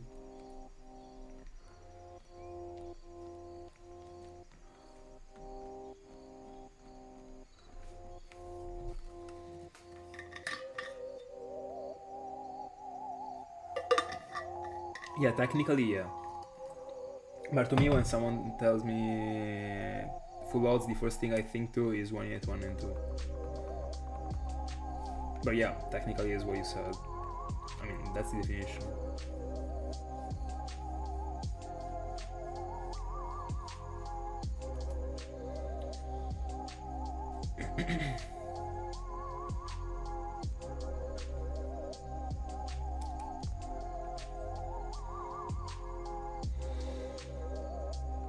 I mean,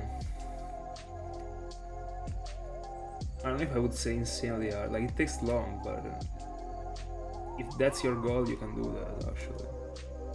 You will find out the way.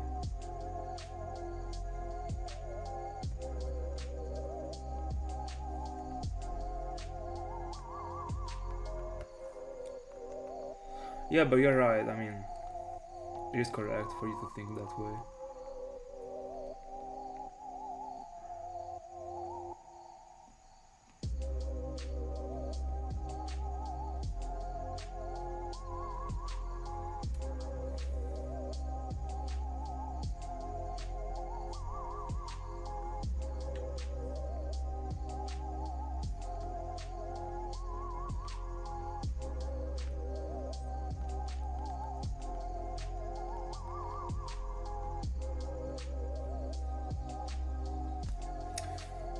No, I think in the end I'm going for Sarah. But I got to that name because of your suggestion, so the credits still go to you, actually.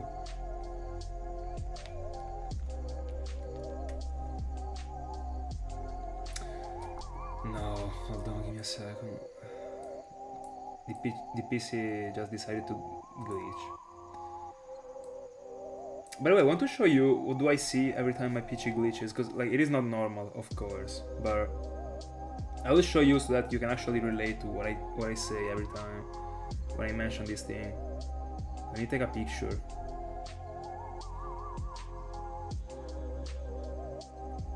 That's what I see every time when it glitches.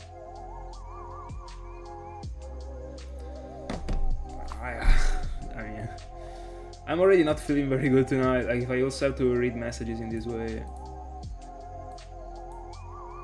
Alright. Can't you see it from the picture?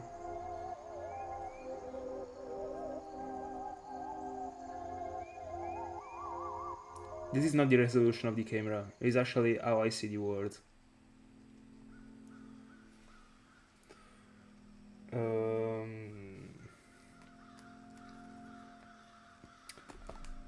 This is one of the problems that my PC has.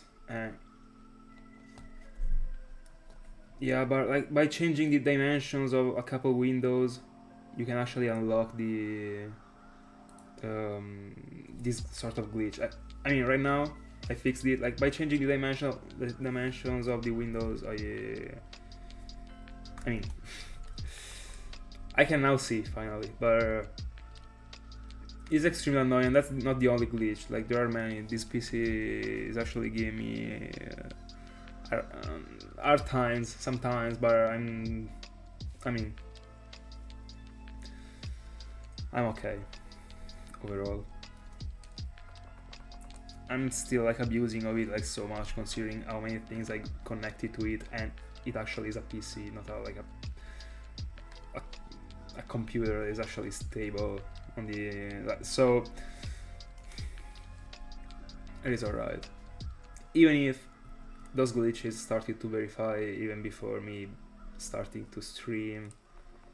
Like these things actually happen also when I'm not streaming sometimes.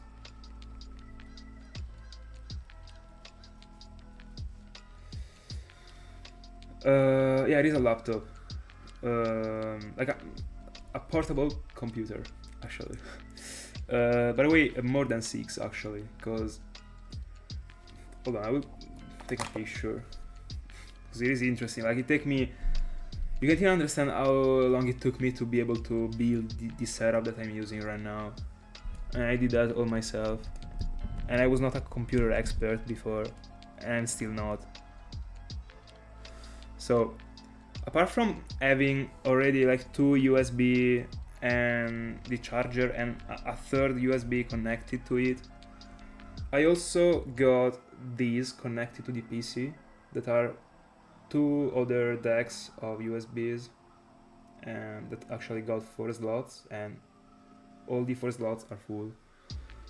So yeah. That's it. So it is already enough that the PC doesn't explode every time. And unironically, right now I'm using an Intel Core i7. Before this one, because I upgraded the PC, something that I've been saving my money for, but before being able to have it, like I was doing everything with an Intel i5.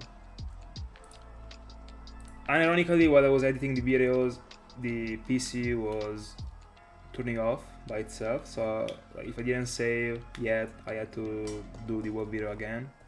While I was recording, the computer was turning off, the previous one.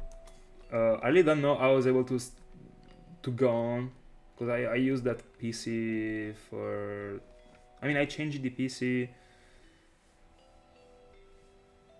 2023, like after 2023, I think, probably earlier, probably my birthday, around April I changed the PC. I'm not sure, I don't remember, but probably like less than 2 years ago, and I got the channel since of 2021, and it has been painful, and that's a fun fact actually. But I mean, 2 years ago, like I really didn't know many things about PCs. I actually tried to ask to a friend of mine that is more expert than me. I told him what I was doing, just for him to like help me to get like what I actually needed. I explained like my setup to him, and he literally told me like, how are you able, like he literally told me, I don't know how you are able to, how have you been able to to use this whole thing for 2 years without going out of your mind. And I told him I went out of my mind.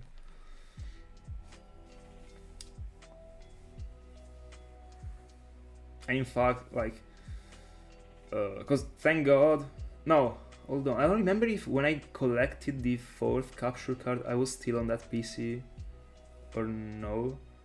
But I think I was, because many times the 4th capture card was lagging. Apart from the whole setup like collapsing sometimes, the 4th capture card was actually lagging sometimes. No, hold on. When I got the 4th one, I was already on this PC, but it was the 3rd one. The 3rd capture card was lagging in the previous setup. So like already the 3rd one was lagging. In fact, if you go back and check, for example, this is the one that I got in my mind, like a clear example. If you go back and check the Charmander video that I got, that I was mad about it actually, because in the exact clip in which I find Charmander, so in the exact reset, the shiny Charmander's capture card lagged. I mean, nothing happened, but like 2 seconds before me scrolling the party, it lagged. When I saw that in the VOD, I was, bro, why? But anyway, and it was already lagging. Then there was a video that was without the audio, but that was an OBS problem actually, so it doesn't really have anything to do with the PC. But anyway, because sometimes, like, as you probably realized, like, sometimes I actually come on stream and you can't hear the audio. And that's why, like, I don't know why, but sometimes I turn on the PC and it doesn't read the microphone. I actually don't know why. And I still can't tell, because the microphone is connected. In fact, like, my microphone got a sort of, like, red light that is always on if the microphone is connected. And it was connected, but it was not showing the light. Anyway.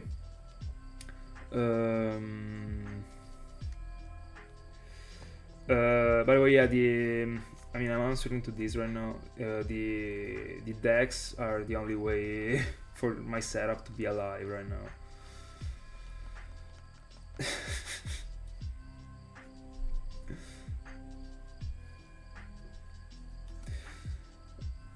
I mean, it has been a bit stressful because there was bro, like, imagine like being editing a video and your PC just turns off. I mean, at that point you can just say, yeah, I mean, just remember to save every 5 minutes, bro. Like, if you're focused, if I am focused working on something, I can't remember to save unless I'm really used to it, to save every time. And also, like, I wasn't not even uploading this many videos per year actually. Like, I was only editing those few clips that I was able to find during the year. So I was like uploading 20 videos before 2023, in which I also started to upload the shorts, etc. So like, I was not even this used to editing. When I was editing, everything was crashing. But also, not only, I mean, hold on, not only the videos, but also the graphics. Also the graphics, because what I was like, the graphics takes a ton of time, and it is even worse than the editing, because the editing for a video, like for the videos that I was doing before, was super linear as a thing. Right now is already different, because I'm actually, like, many times I'm showing my face in the intro, or if I'm not, like, I'm still building like a sort of like combination of things put together for the intro. But back then I wasn't. Like, in 2023 I was just blurring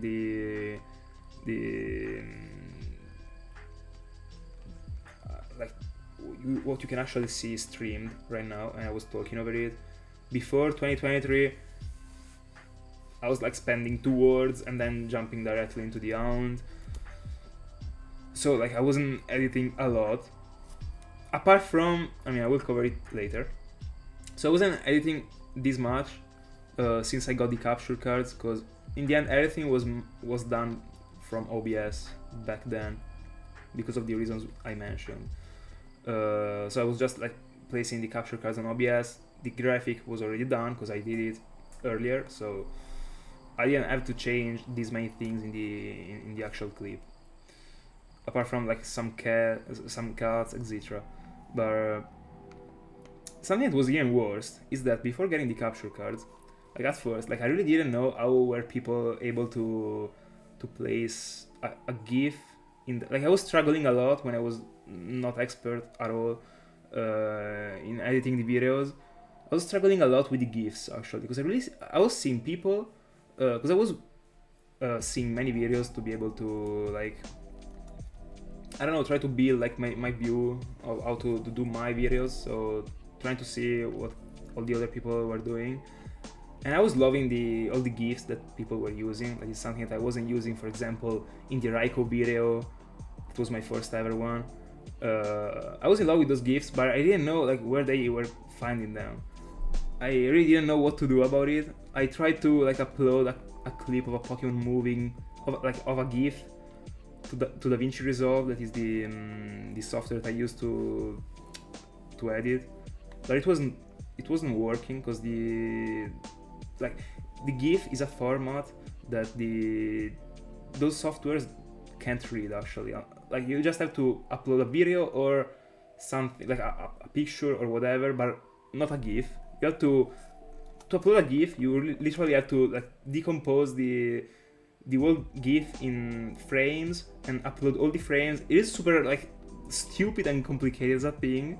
It was actually becoming like super bad in the end, because if you go back and see the Electrode video, there was me testing that thing and the Electrode GIF being extremely like glitchy and bugged, just because I actually did that thing. So I knew that people were actually using a GIF because the Pokemon was actually moving as a GIF. So I said, I mean, that's a GIF. I can do that somehow. Like they do that they do in the way I'm doing that, because there is no other way to do that. In the end, what they were doing, that is the thing that I'm doing right now, is that they were actually inserting the GIF on OBS. They were recording the clip and then placing it on the software.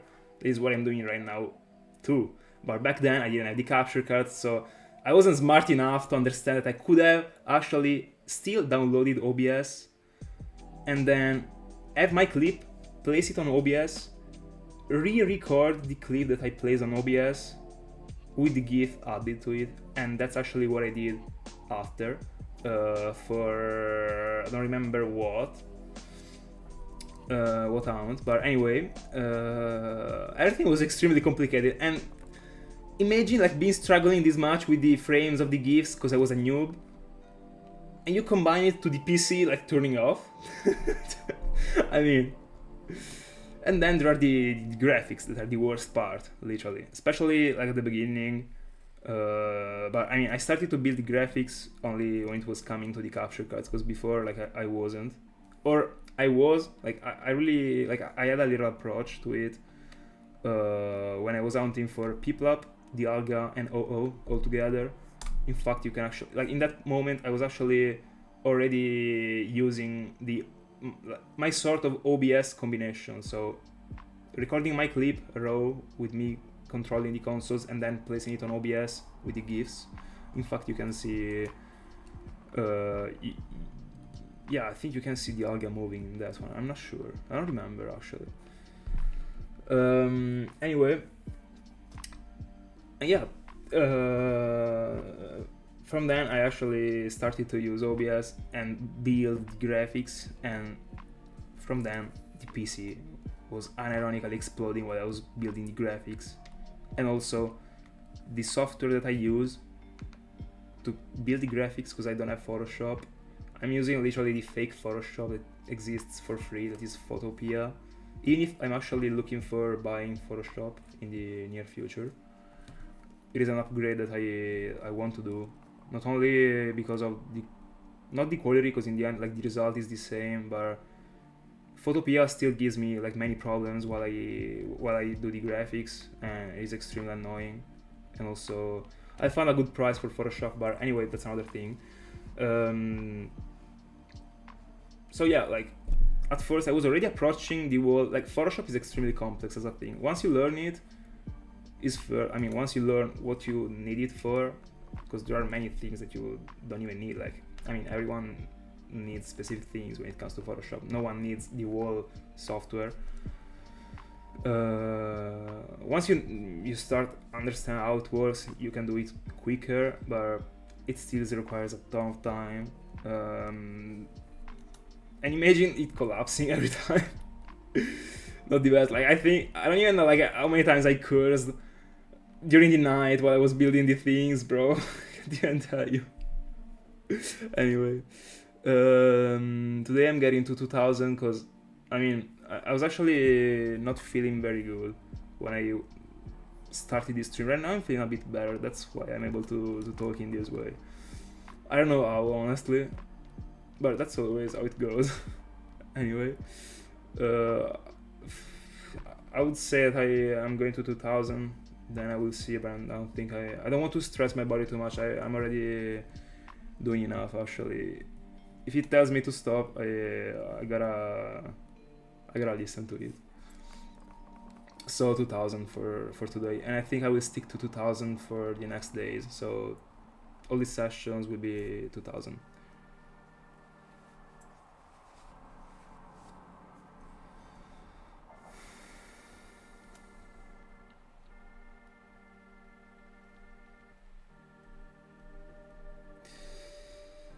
yeah, it was not cool, but it was part of the process, so I don't regret anything in the end. It was fun. But it killed me when that friend of mine told me, like, I don't know how you were able to work in that way. And I told him, I don't know, like, I was giving it for granted. I didn't know anything about PCs, etc. Like, I had that PC because I was using it for school. It was the one that my parents, gave me because of, COVID, etc. So you needed a PC. I already had a PC. I already had a PC, but it was extremely, like, not powerful at all. Then they gave me the Intel i5 that was already decent for the time, and also I needed only because of the online classes, so fair enough. And there was also a huge discount on it. Now I understand why. But yeah, I was like a big noob about it actually. So I was like, I have this PC, I will do what I have to do with this PC. At first, then I understood that I had to upgrade it. I started to actually study how the whole thing was working. I understood that the CPU was actually going crazy with the usage. Every time I was actually trying to even touch DaVinci Resolve, that is the editing software. Then I picked up the phone and I asked to the friend of mine. And he actually told me, bro, you're crazy. And I told him, bro, what am I even supposed to do, bro? Like, when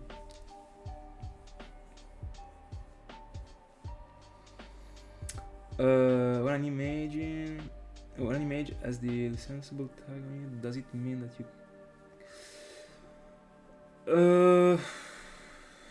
It depends. So I guess that with the tag you actually mean the watermark. It actually got the watermark as long as you, it goes from case to case, I think. Because, for example, there are sites that actually give away pictures for free, and they still have like the little tag / watermark.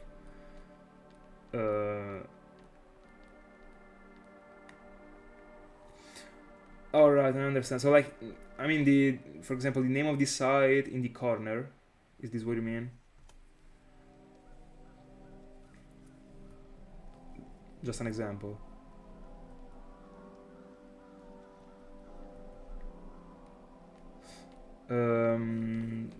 So it actually depends. I would actually read the policies if I were you. Read the policies of the site, or even contact the support, just in case. But in general, like, if this site is one of those sites that actually give away pictures for free, so royalty free, even if there is the tag, it still is free. I don't know if you can remove it, but if the pictures are free, I don't know, like, it depends on them actually. It depends on if they are okay with you crediting them. I don't know. When it comes to these things, I always contact the owners.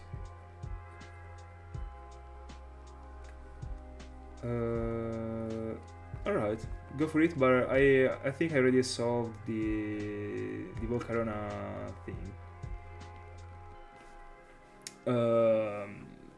Well, I was actually working a little bit on the Arceus video, even if I still have to also work on the Shaming one, but I was actually working on both, and I actually noticed that not only the Arceus background that I was using was broken for like a god Pokemon, but that background actually shares the same Volcarona's colors: white, red, and blue, and that's broken actually.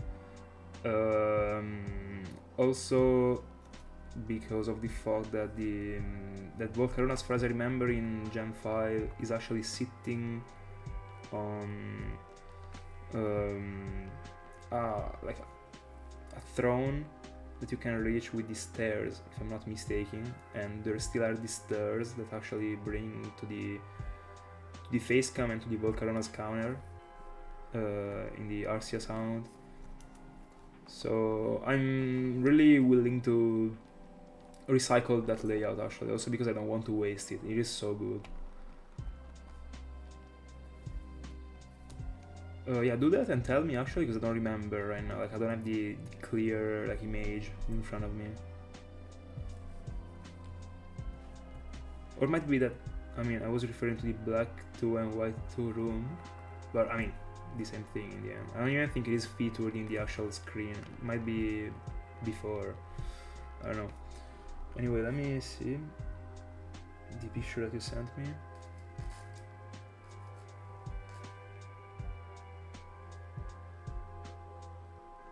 Very cool, very cool.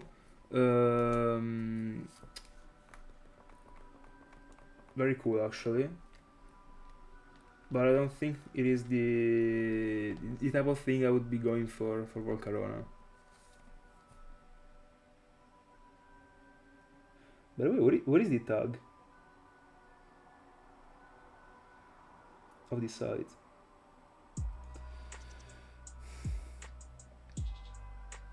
Alright.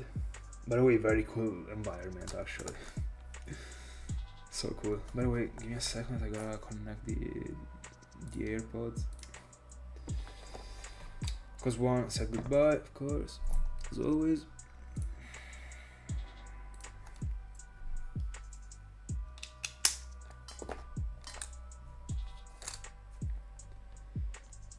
By the way, like the one that you sent me seems like so much like an environment from like a video game or something. I don't know, it gives me that vibe. Honestly, that background would be broken for like a Reggie Hound of a Reggie that is fire type.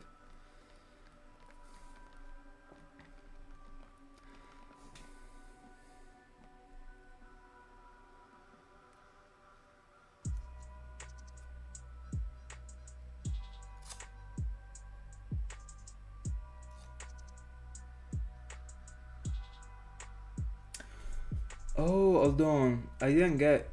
Hold on. I actually didn't understand that the licensible. I actually misunderstood the whole message. So in that scenario, like, I don't know actually. When it comes to the pictures, hold on. By the way, Tiago, that's what Tiago means right now. This kind of written thing. When it comes to these things, I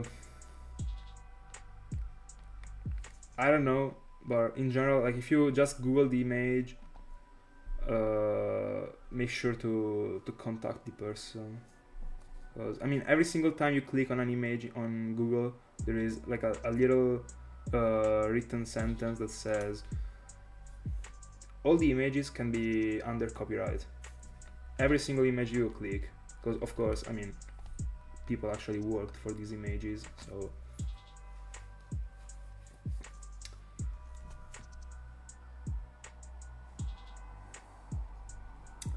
Welcome back, Asher. By the way, decent weekend, I would say. I got a Yamask.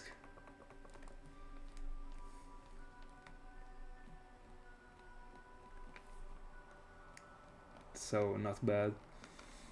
By the way, Asher, is it going with the ounce?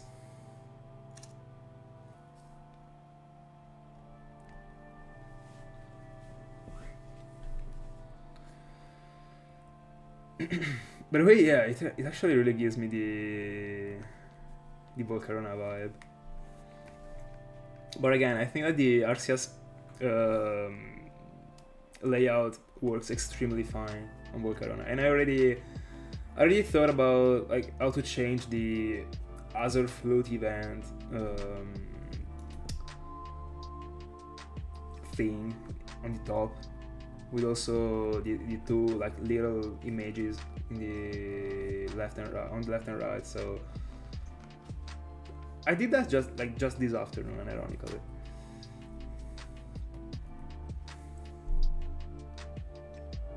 Oh, I see. Oh yeah, you told me actually. You told me that you were playing through Earth God as a shiny run only. as a shiny only run.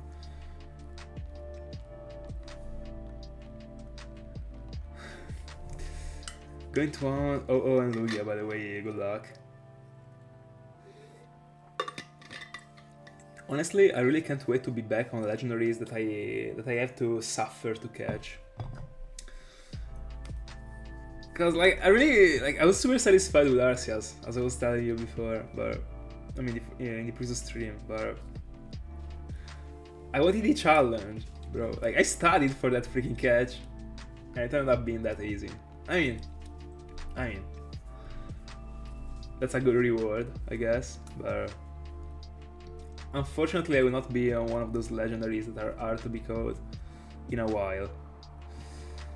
And by saying a while, I mean like a year, unironically. So that's unfortunate, but there will be time. And also, actually, it is super cool when like I plan the rounds, and in the end, like I end up inserting other rounds before going for the actual plan that I had in my mind. And that's what happened for Shaming, because I like at first like my plan was Darkrai, then Cofagrigus and Yamask, and then Spiritomb, or like Darkrai, Spiritomb, and then Cofagrigus and Yamask. It ended up being Spiritomb shifted again. I don't really care about Spiritomb right now. Triple Darkrai, Shaming, Arceus, and then Cofagrigus and Yamask. Let's go.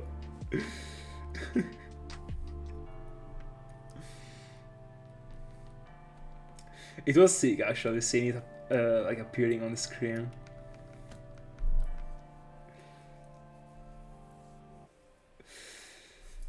They got potential. I'm not even gonna lie. The yellow shinies are something you shouldn't be sleeping on. And like you are proving my theory right now. Like the more you pay attention to a Pokemon, the more you start to appreciate it, even if you at first you weren't liking it because of the fact that like with a first sight you were like, no, it doesn't really matches my tastes. But if you pay attention more, and it also happened to me, of course. Like for example, like I changed a lot my view on Darkrai. Like to me, it already was one of my favorite Pokemons, but to me, like right now, also the shiny, after having started to think in depth into it, so how would I change it if I wasn't okay with this one? In the end, I understood that it was like extremely good already. So like it isn't Darkrai, for example, is a shiny that many people hate, but there really isn't a real reason. I see the point of the fact that it could have been better, but like after all the time that I spent thinking about it during the streams, if you were asking me, would you change something about it? I would say no, actually. It looks insane. And also, it actually got almost the same colors as the Cofagrigus that I'm mounting for right now that I notice it. Yeah, I mean, in the end, it actually isn't a theory, like, it is a fact. Like, the more you think to something, the more you change your view. Or you get to, like, a more specific view. So, like, it always is in that way. Like, if something is controversial, and a yellow shiny might actually be controversial, just as Riolu. If you like a first sight is going to be something, and like an in-depth analysis is going to give you like different results almost all the times. Then it depends on the cases actually. I don't think I would ever like a Stantler even if I was setting it as a target.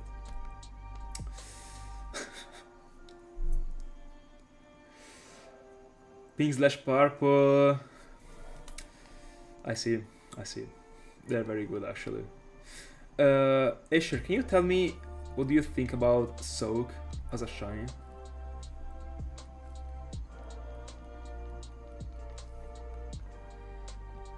True, actually. Yeah, we can apply the same thing to the songs. And then you will get to the point in which you will be listening to it this many times that you will hate it. No, that's too extreme probably.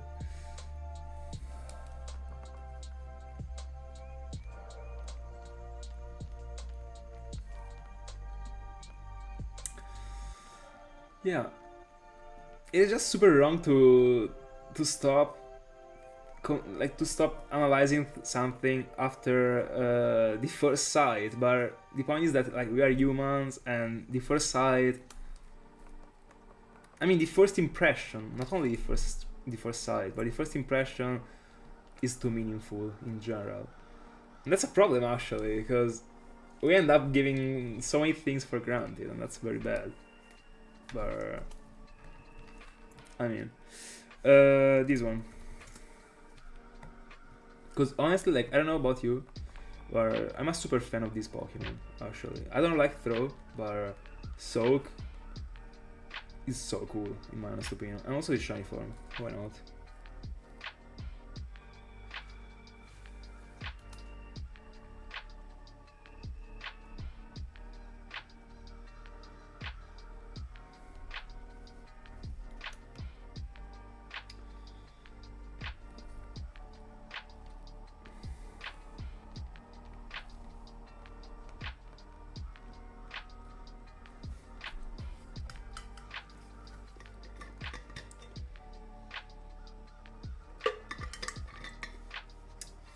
But in the end, like there are many times in which the first sight and the first impression is enough. Actually, for example, right now I'm hunting for Sandile and Krokorok. Of course, I don't actually have Sandile and Krokorok as a shiny GIF on the layout, so it is not the same as. I mean, I can't really compare it as the Darkrai situation. But while I was actually looking for the nicknames, I mean, before coming on stream yesterday, I've been staring to the Pokemons for like some minutes, and I ended up. I mean, I still feeling the same way I've been feeling the first time. I think that Crocodile is a very weak shiny, very bad combination to me. It's like a tier C shiny. Crocodile is pretty solid actually. I see it working, but I would still give it, like, to me, like an A is already too much as a tier, but I don't know. It is something between tier B and A, but I see it working on those colors. And then Sandile to me is worse than Krokorok. I still feeling this way, but I still feel pretty bad about Crocodile and Sandile. But I think that Krokorok actually went a bit higher. It was already high to me. It right now is a bit better than before. But if I was setting it as the target, or if I was finding it, I might be appreciating it more. But that's not. And this could actually also work for Sandile. I see it happening, even if I really don't like how the chest looks in that encounter. Like that color doesn't really have this much space on the Pokemon, and the very few zones in which it actually got that sort of blue is super covered, but at least in Krokorok is a bit different. Yeah, because it is way more visible, because it is actually standing up, and I prefer it more, but like the shades of the colors of Crocodile are so bad, and I will never change my mind about it.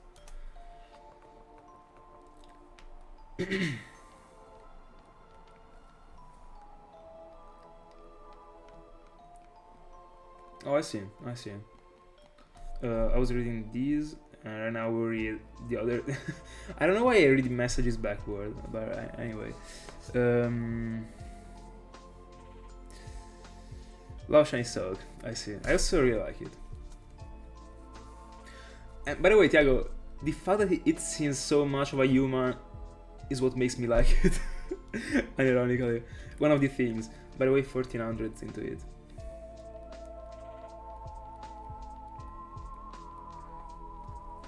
Yeah, Mareep is peak. Actually, it really works on the Pokemon, and to me, it really counts when it comes to judging a shiny Pokemon. It is really important, like how the color work when it comes to the concept of the Pokemon. And Mareep works pretty good actually.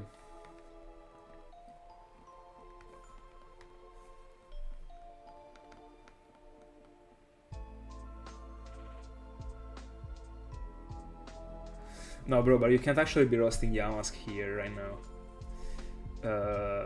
That's not how it works. I'm kidding, of course. But Yamask is one of my favorite Pokemons of all time, actually. So, I mean,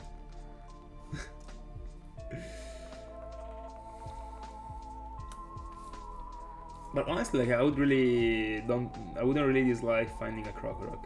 It really looks great as a Pokemon.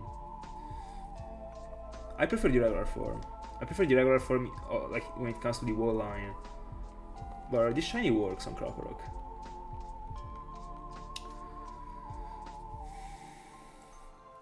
Yeah. I think that Yamask together with Timbur and probably a couple other Pokemons is one of those few Pokemons that even if they are base forms are extremely high in my tier list. Timbur is one of my favorite Pokemons in like of all time in general. To me, it is the most solid base form ever. Actually, it is extremely broken. It does look a base form, but it also looks like as a grown Pokemon, even if it's not. And also the animation that it got in Gen 5 that throws the actual thing that it got on the shoulder. I fell in love with that Pokemon since the first day. And Yamask, I don't know, just got something. To me, like, the movements in general in Gen 5 really play a big role. And Yamask moves extremely smoothly. I really like it. I don't know if you also care about how the sprite moves, but that's a very unique thing when it comes to the Pokemons in general, like how they move, the animations. It's something that in Gen 4 like almost didn't exist, because I mean the Pokemon was actually dropping an animation with the cry, and then that's it. Here, like, they are constantly moving. I really like this feature. In my honest opinion, Timburr doesn't downgrade in every evolution. Gurdur is a downgrade, Conkeldurr isn't, in my honest opinion. Like, for me, Timburr is the better looking one, and it looks like slightly better than Conkeldurr, but Conkeldurr to me is still broken as fuck. I love that Pokemon, and it is so strong actually. To me, like, bro, the Gen 5 Pokédex is peak. Like, I could never be asking for more, unironically. Like, the Pokemons are too good. There is nothing comparable to it in my honest opinion. But anyway, like, to me, we go from like Timburr being here, we go down to like, I mean, Timburr here, go down to Gurdur, and then we go again up with Conkeldurr, but not up to the point of Timburr, but still up.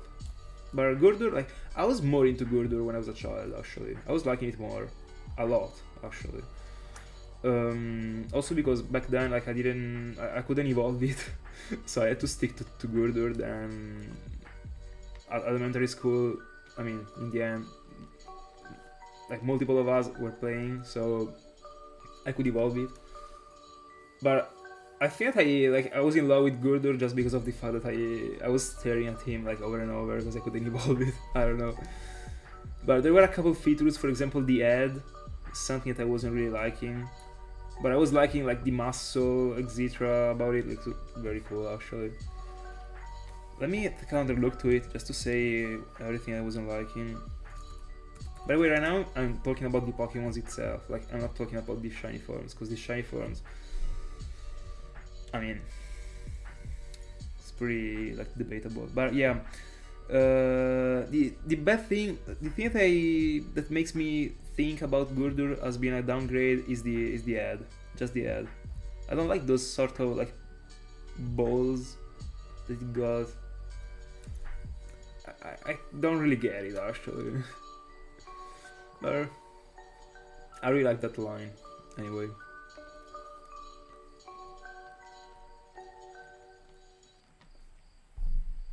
I see, sure.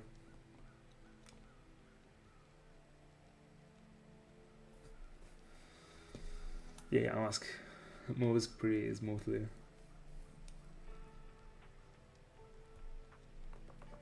Honestly, I really like the Conkeldur's face. Actually, it seems.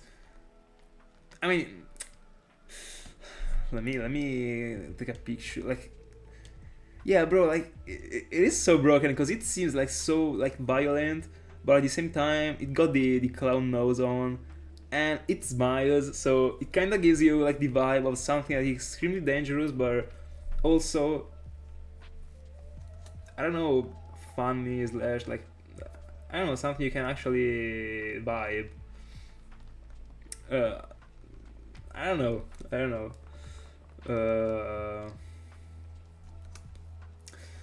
I think it's very interesting as a Pokemon, actually. Yeah, the Cofagrigus one is very interesting, actually. It's very interesting. I agree. Very cool.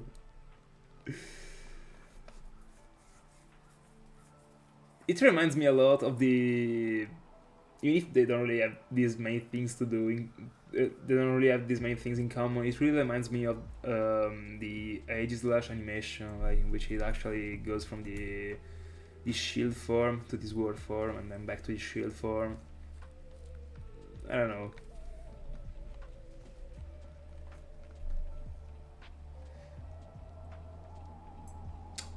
Golurk fan? No.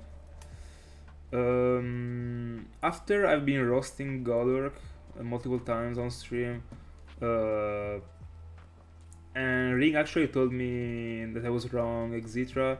I analyzed the Pokemon again. Golett to me is still extremely weak as a Pokemon.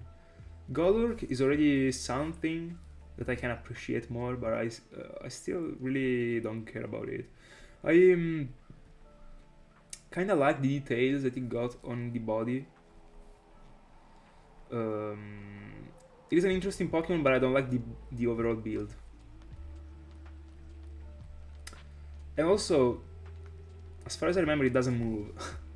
So, I don't know.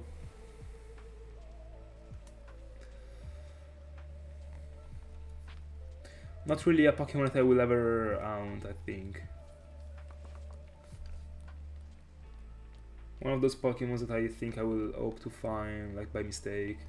So on a phase or something, just to have it, I guess.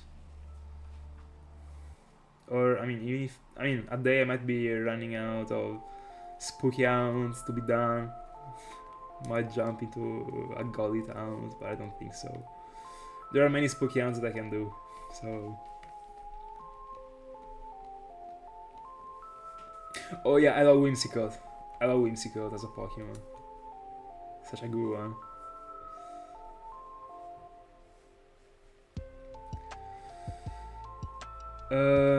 Conkeldurr is a good shiny. I will go it again. I pretty much remember the shiny form, but it helps to have it in front of me. But I would like to see it in Gen 5 actually, so not in Gen 6. Let me get to Bulbapedia. Why can't I just get a decent image on the Google Images instead of having to go into Bulbapedia every time? That's very disappointing. Alright, I got it right now in front of me. So, the point is that it doesn't have a bad shiny, but to me, the point is that it doesn't have any like upgrade. Alright, like I don't know, like I was already not vibing too much the color. Like it was already like a fair color, that sort of pink that it got. But it was fair. I don't see why like moving it from pink to orange. Like I would have used like a more impactful color probably. I don't know. I'm not saying it doesn't look good, but to me it's pretty much the same. Not saying that it looks the same, but I don't know. I don't see like any any like addition to it. Don't really know how to describe it, but still a shiny that I would like to have, of course. But I mean, right now let's try and see what we could do to make it be better actually. Because I still think I really don't know like what actually are the things he actually got around the shoulders and around the chest and the back. But the ones that he actually got on the arms are veins, so I guess that they are veins also. The other ones, I don't know. I don't actually know. They're sharing the same color, so yeah, I would say so. Even if they're pretty big to be veins, but anyway. Well, I probably used a color that actually has a bigger contrast with the body. Even if that sort of vibrant orange, I mean, vibrant colors to me work when it comes to shinies. Not because I like them, but because, I mean, a shiny already comes with the sparkles, so it has to be something, I mean, not, it doesn't have to, but I like when the concept, even if I really love dark shines, etc., but when the whatever color we are talking about is super bright, I like the concept, because it comes with the sparkles, so it has to be like more brightening when it comes to the whole species, you know, so I like that thing. And it goes from a very like unbright pink, almost like a sort of light purple, to a vibrant orange, so that feature is okay, but I'd have gone for a color that got more contrast. So probably something dark, but still vibrant somehow. Probably the pillars that he's actually holding with the hands, I would have still kept it in the same colors as they did. So fair. But I don't know which color I would go for the venues actually. Hi Davi, thank you so much. I'm super pumped about it. By the way, every Pokemon got a very good animation. I don't know actually, because I don't really have the spread of every Pokemon animation right now in front of me, but Golurk doesn't, for example. Doesn't do anything. That's fair, because it is a golem, so I understand, but I mean, if you're talking about animations.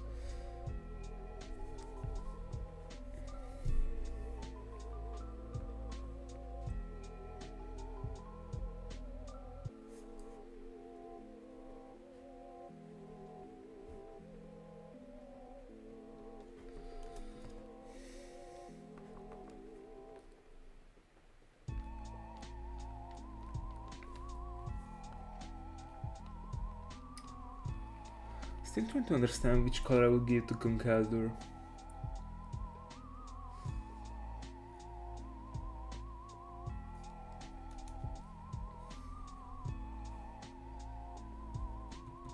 I'm trying to see like how a gray would work. The point is that it doesn't really detach from the body's color this much. And also gray is like the definition of something that is not vibrant. But I mean, we don't have for the Pokemon to be vibrant, not something needed. But how would you see the Pokemon being as this, like the Venice being the same color as the pillars that he's holding with the hands? Even if honestly, like at this point, I would have actually gave these colors to the original form and then the purple / pink to the shiny form. That would have been cooler at that point.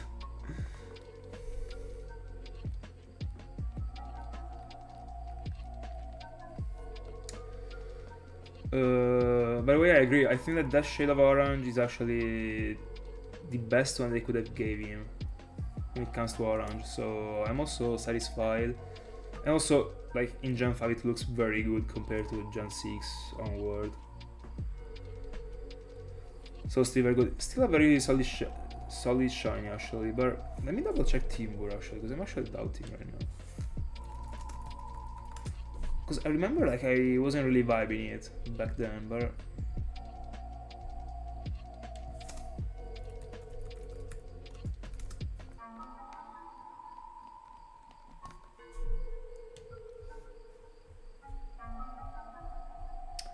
let me see how it does look in Gen 5. No, yeah, it is fair, it is fair. Not bad, but not something amazing that I would consider like too much. But it's a good shine, actually.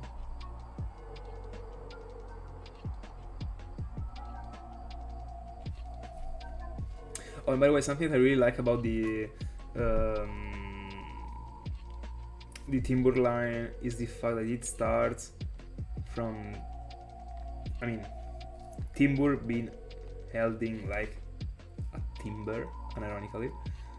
Then Girder got the metal thing on, and then there is Conkeldurr that got the freaking pillar. And that thing is very cool in my honest opinion.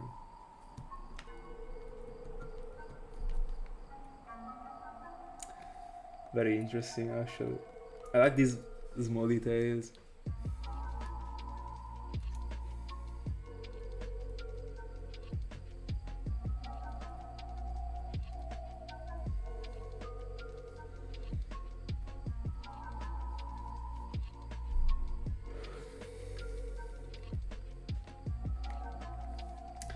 For me, by the way, another Pokemon that is peak from Gen 5 is how's it called? Bishop. Bishop is a huge upgrade when it comes to Ponyard, but also Ponyard looks good as a base form. That Pokemon is so simple but so good looking at the same time. The type of Pokemon that I like.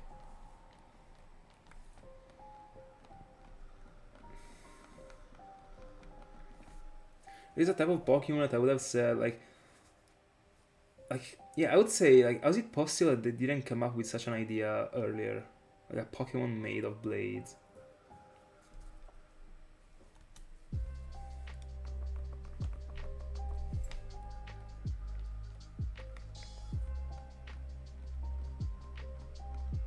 Yeah, Shiny Cryogonal is amazing. I really like it. I really like it. I don't think that the orange is the same at all. It is way more like hot as a color. The orange that Conkeldurr got on seems more cold, even if, I mean, it of course isn't cold, but I mean, you got what I mean. As far as I remember, Cryogonal was different actually, but I mean, let me check. I've always been in love with that Pokemon. Very interesting, it doesn't even have an evolution too. Let me see.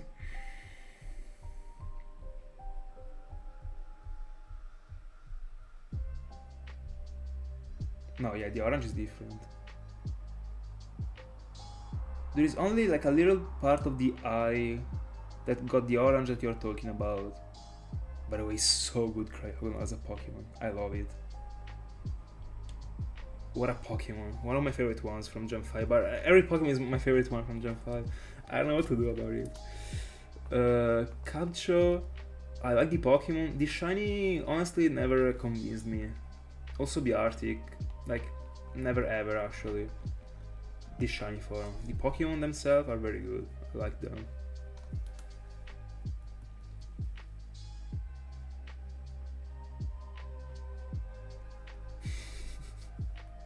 Real.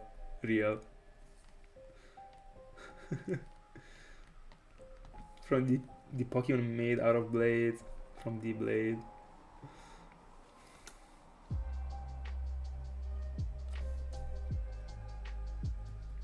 There are so many original Pokemons. Also Seagleaf. It's a very interesting Pokemon. Really like it. I'm also a super fan of Darmanitan actually. Even if I know that there are many people that don't like it, I don't know how actually. Also Darumaka is a very good looking one. I really don't know how could I start earlier with this generation. Like I already had the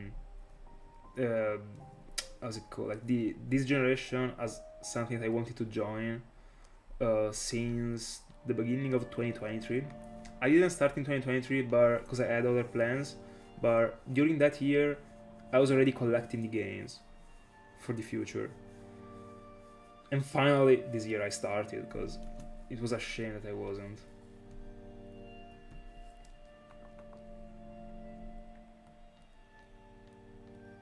Oh, is it? That's super sad actually.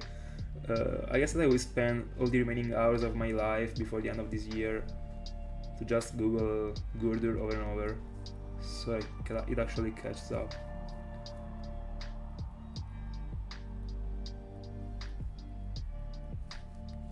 Very good. At what number do you want to start hatching the eggs?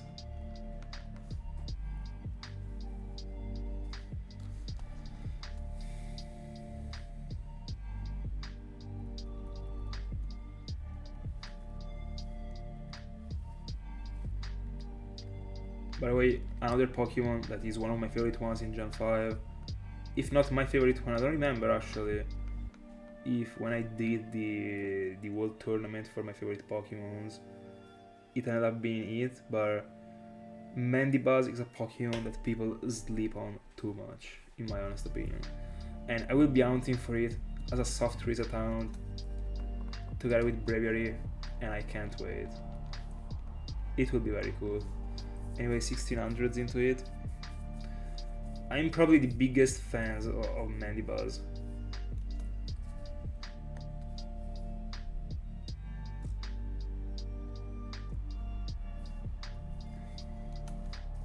Such an underrated Pokemon, but I really dislike the base form, bro. It just really looks so bad. I don't know. I prefer Mandibuzz like 100 times. In both of the forms. No way you prefer Vullaby, bro. No. That's a... Alright, that was a good joke. That was a good joke. Like I fell for it. Alright, I see.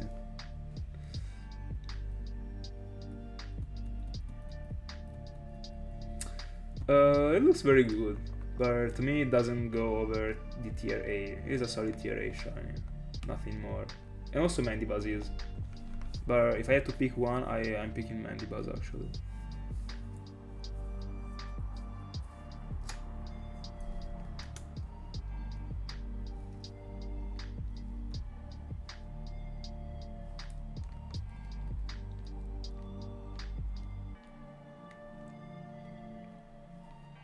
By the way, do we want to talk about how cool Larvesta looks? I mean, a very good looking Pokemon that evolves in a godly looking Pokemon.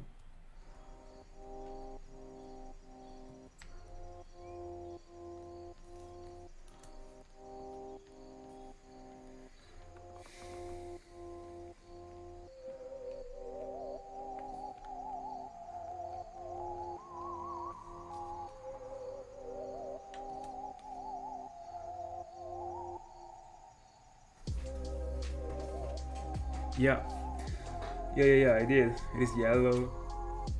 I like it. I really do.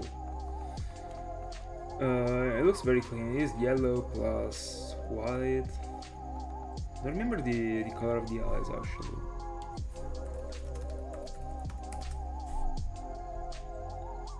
Green.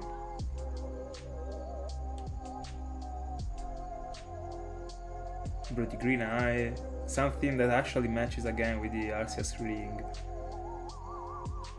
Never noticed the green eye actually. Never paid attention to it. It actually is very similar to Arceus. That's true. Baby Arceus. Never actually thought about the green eye also as something that was making it be similar to Arceus. Very interesting.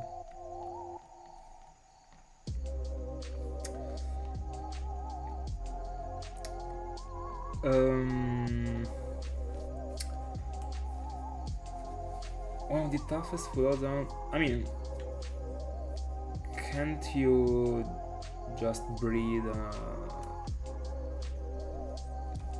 Volcaron?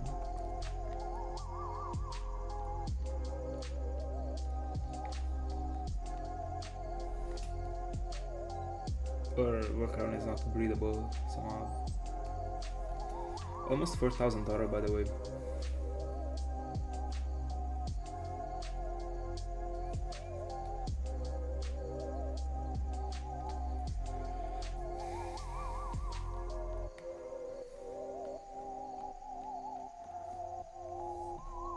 I mean, that's a regular account actually.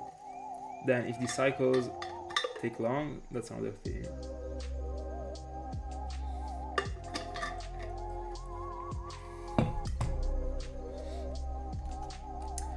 Would you ever go for a Larvesta with the eggs? Might do that actually myself. Why not? I mean, I like to edge yellow shinies at this point.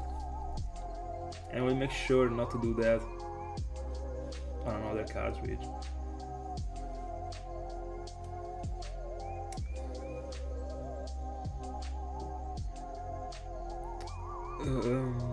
You can breed also Cofagrigus. I mean, what does it have to do with it?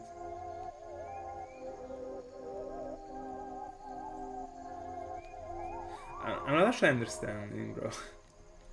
Bella Bijo. How's it going?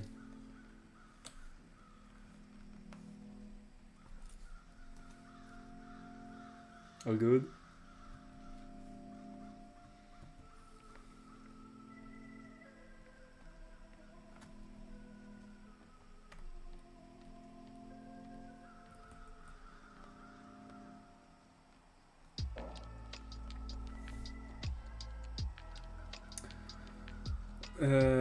Now I'm doing a bit better actually. When I started this stream I wasn't feeling too good, but right now I'm decent, I would say.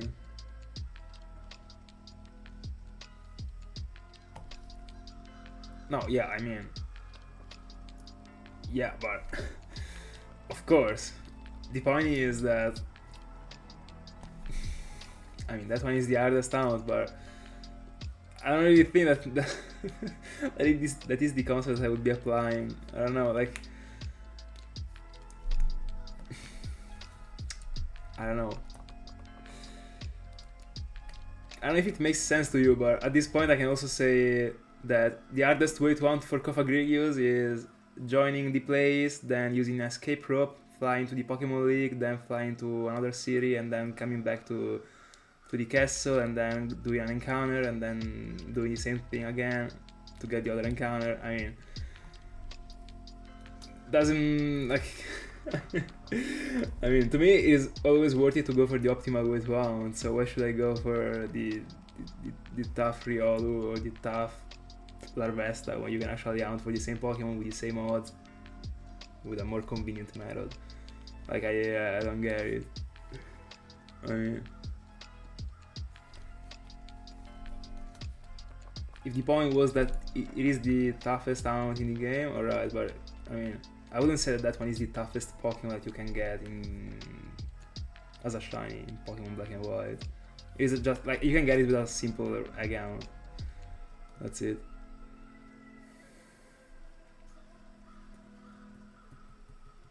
To me, like a toughest hound is just like an hound of a Pokemon that you can't get otherwise. That's, I mean, that's how I consider it, at least. I don't know.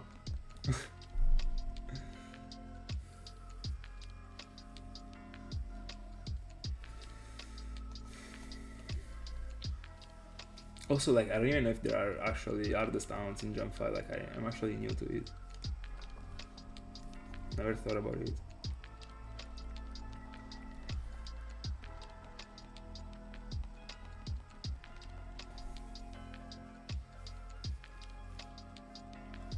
A specific count in road 18? What do you have to do? Oh, that specific count. No, sorry. So you were referring to the given egg. Alright, I misread.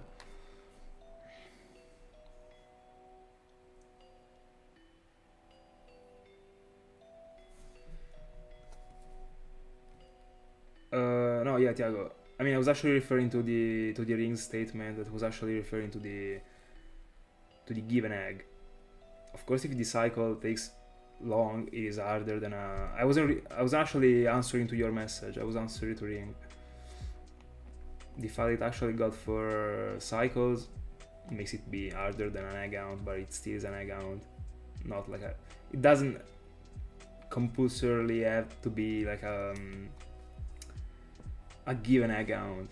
I mean, there still is a way to breed Volcarona, so if the fact that it was a given egg was the only thing that was making Larvesta being the toughest shiny in Gen 5, it is not enough, because if there was like another Pokemon that was a bit more tough, so for example, let's say I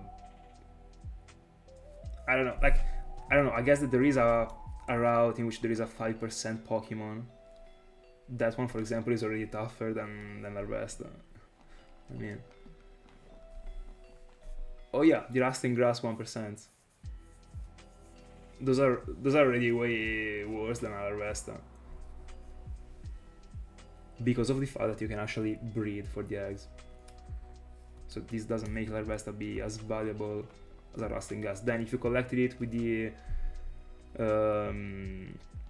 given egg, you can prove it, of course, because there are the infos, etc. But the Pokemon itself, like as an entity, isn't the toughest one, because there are Pokemon that you can only get in the Rustling Water unless you move them from Rustling Water or Rustling whatever, unless you move them from the previous generations. But I mean, there is the infos shown, so you can tell those are Pokemon that you can't get otherwise. So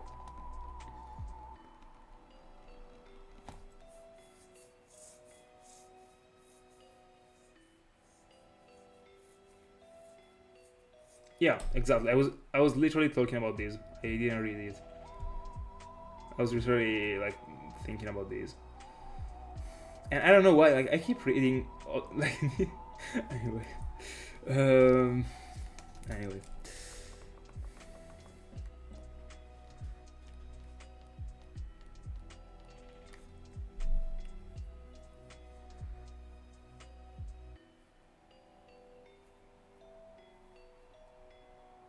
No, it is not the same concept as Roamer, because a Roamer can only be found as a Roamer in Gen 4. Larvesta can also be found another way. That's what makes them be different, and a Roamer being more, I mean, from my view, from my side, being more valuable. Then you have to consider the fact that even if you breed for Larvesta, it takes 40 cycles, as Tiago said. That changes the actual ratio of encounters per hour. But to me, the roamers are like the peak in general. Like something that requires that much attention for every single reset, so that focus, that much effort. Even if the egg was taking 60 cycles, was still not comparable in my honest opinion. Even if in the end I was doing 25 encounters for the roamer and 25 for and 15 for the egg, the roamer was still worse. Like when you, at least that's what I felt from my experience, but it's really tiring as a thing. Like shiny hunting is not tiring as a thing. Like in the end you can do that while you do other things, and you can hunt for an egg while you do other things. The only thing you have to pay attention to is when you pick the eggs. It is boring, etc., but it's not tough. Like a roamer is tough. Like it's actually proving as a thing. Testing, not proving. I don't know how to explain it, but that's what I meant. But this applies only to the roamers that you have to check the map for, because for example the dogs are already different, because the dogs are already something that is very, very comparable to the eggs actually, because you have to check the game for a very little amount of moments. So that's a very good comparison actually in that scenario.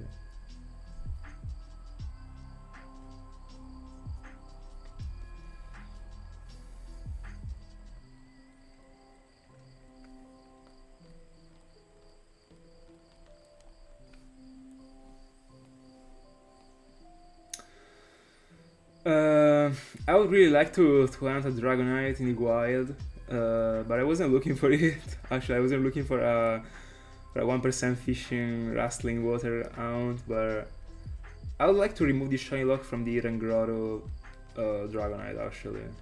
So to be soft resetting for a Dragonite in the wild would be very cool. But I still never approached the whole like shiny lock removal thing. I still have to check how the thing has to be done, because I don't want to buy it for action replays. But I found a tutorial that actually shows that, I mean, how you can actually insert the action replays codes without having to use the action replay. So I mean, with Umbrio as far as I remember. But I never tested it. I actually also sent it to the Italian Discord actually to ask for like references about it. But I will try it in the future when I will go for Zekrom and Resham, and if it will work, I will also go for everything, Victini, etc. I will abuse of it.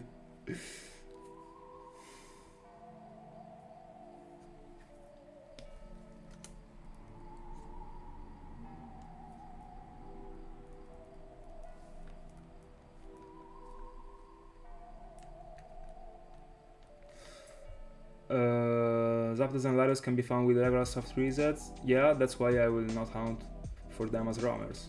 They don't have the exclusive, so I don't care about them. Then probably when I will be done with all the roamers I can hunt for, and I will still be liking the roamers because I love them. At that point I might actually go for them, but at least they come from different games, at least. While like Larvesta can still be from the same exact cartridge. Larios has to be on the other variant of the game, so Earth Gold. I mean, no, Soul Silver, the roamer, the other one is on Earth Gold, etc. But like, still not enough, that's why I don't actually hunt for them. But in the end, I mean, what counts is the journey, but I was just talking about like how I see the comparison when it comes to difficulties of, I mean, how I rate difficulties when it comes to hounds. That's it. Then anyone got his own view, and it still is worth it to go for Zapdos as a roamer if you want to go for it as a roamer, even if there are the resets and I mean, as it is worth it to go for Larvesta as the like given egg, even if you can actually go for it with the regular eggs. The only thing is that I don't understand why you're doing that. I would keep like that effort for an hound that works in the same way, but for a Pokemon that you can update only in that way. Even if, I mean, the given eggs, I mean, you will never be able to find such a thing for the given eggs, because the given eggs can always be replaced from the regular eggs. So at that point, you can do that. But thank God I don't like the eggs, so I will not do that. I don't even worry about it.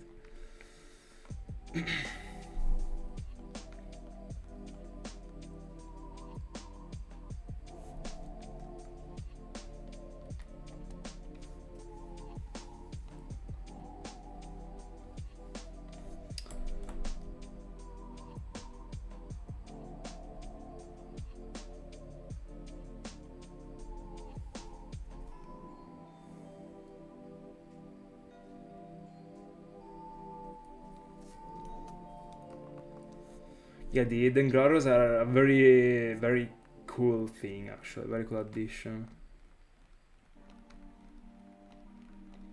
By the way, when I was doing the comparison between roamers and the eggs, I was actually, I mean, from the previous speech, I was actually referring to the regular egg hounds. But I would still say the same for the given eggs, actually. Those hounds are literally something that you can put in the background just as a sort of Singeruin hound that requires a bit more attention, but not even this much, because you just have to collect the Pokemon, teleport, not even fly, so that you don't even have to choose the city, so you save time, just teleport, and the hound is done, actually. It's pretty similar to a Singeruin hound from my side.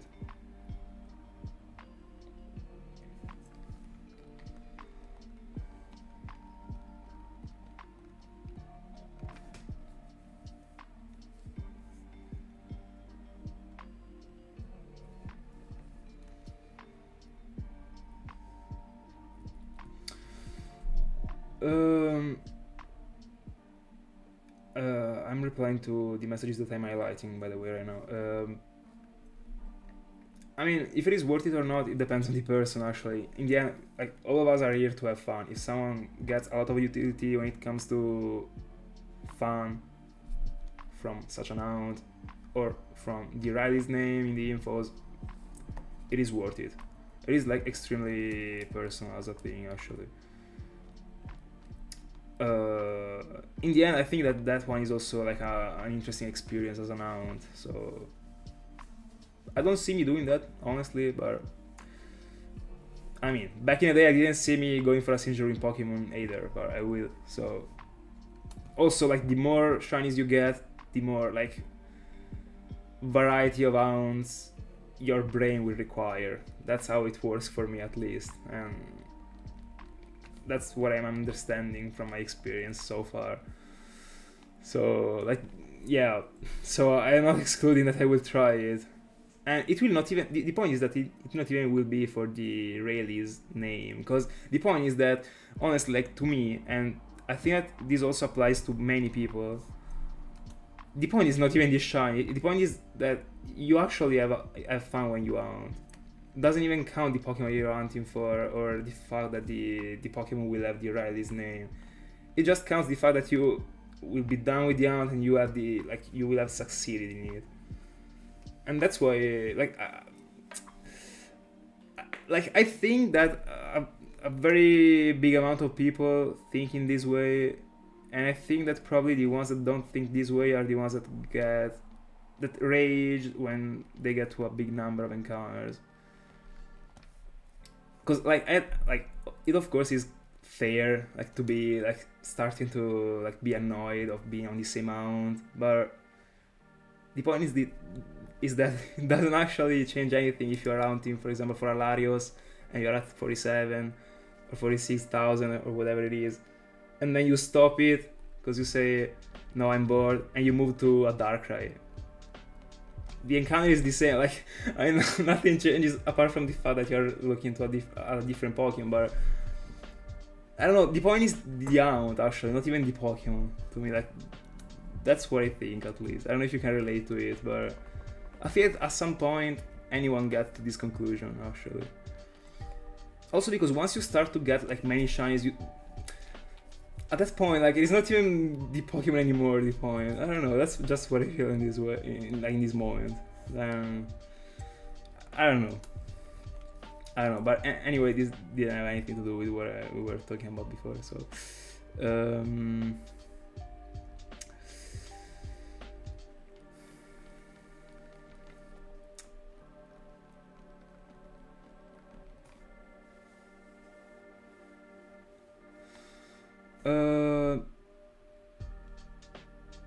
by the way, I don't remember, actually. I'm answering to this message, actually, right now. But I remember I checked that thing like a month ago, and I remember that from the codes that I saw,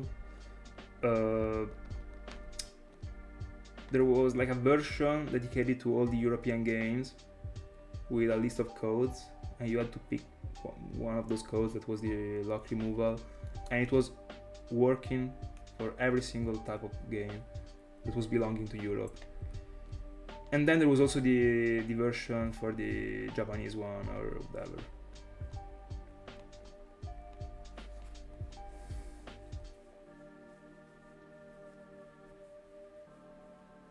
Yeah, but I mean, that's like objective. Like, that's a fact. It's a fact. The point, like, what I was arguing was the statement of Larvesta being one of the most difficult Pokemons to get, and it is not just because of the fact that you can get it like in an easier way.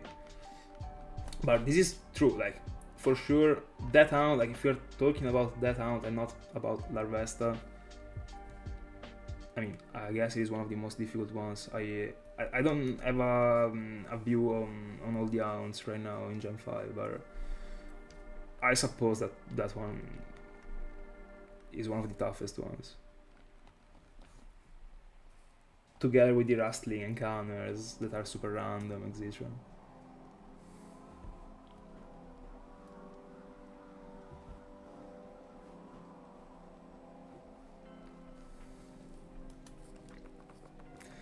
Let's go.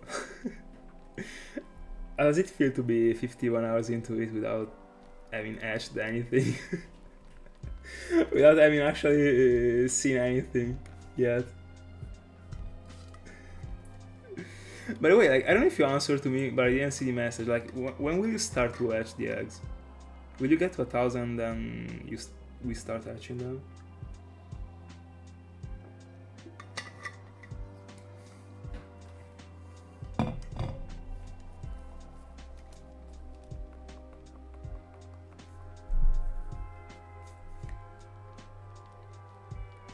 What happened?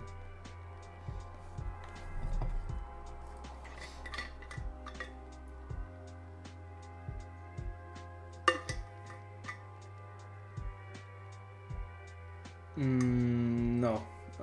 I thought you were actually collecting the eggs in all the boxes. I mean, fulfilling the boxes and that's it. What are you doing instead?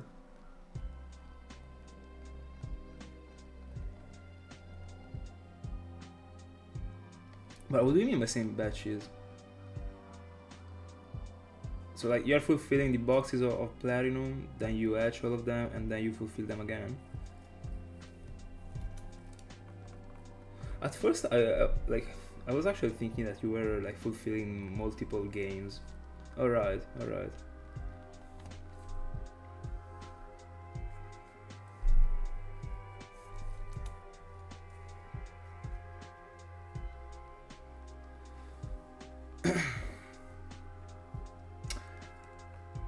So you have already seen 160, or you're just collecting, you're just like finishing the last 240. Alright.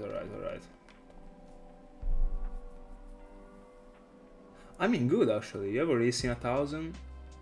And you started young, like, when did you start young? 3 weeks ago?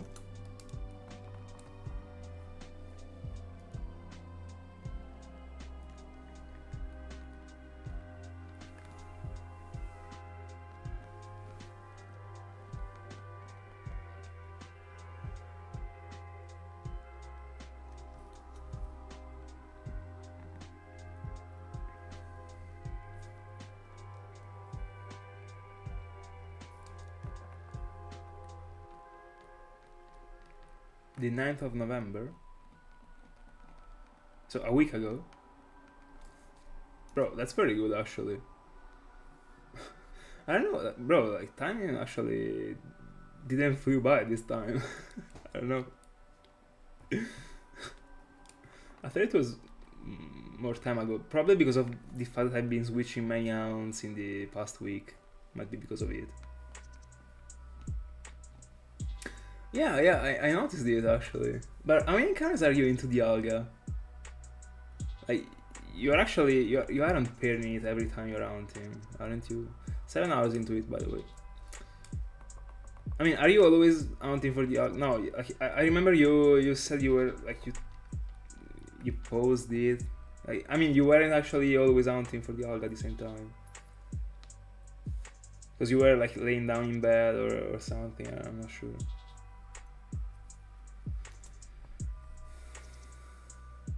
Alright. By the way, yeah, I mean, the accounts are fair to be done in bed, actually.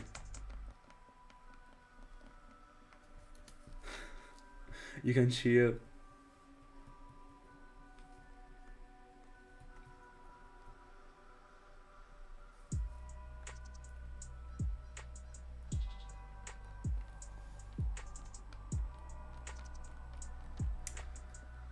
I understand.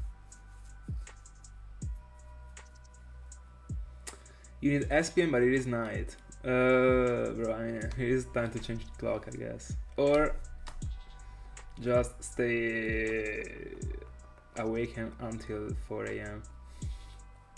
I don't know if it is worth it considering it is Monday tomorrow. By the way, I will not be streaming during the morning tomorrow. I still don't like. I don't have to lose the focus on another important thing that is actually editing the videos, because I still have the the Shamin and Arceus video that I didn't edit, and then I actually have to start thinking about. I mean, you will see. Anyway, there is another video that I have to upload that I've already been mentioning many times, but you 100% forgot about it. So I don't want to bring it like out again. So it will be a surprise when it will be out. Even if I don't even know like how many people will be interested about it. But anyway, 1900s into it. It seems that today we're not getting this shiny, and I mean I'm fine. Not really asking for anything.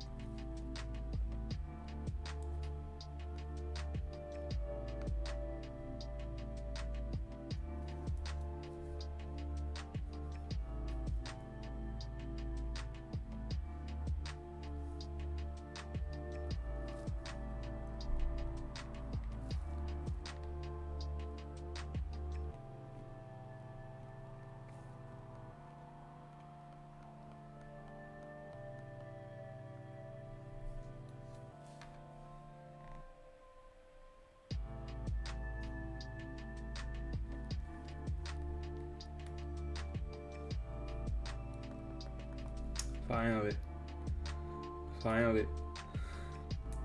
By the way, when you will get the Oddish, do you want to evolve it?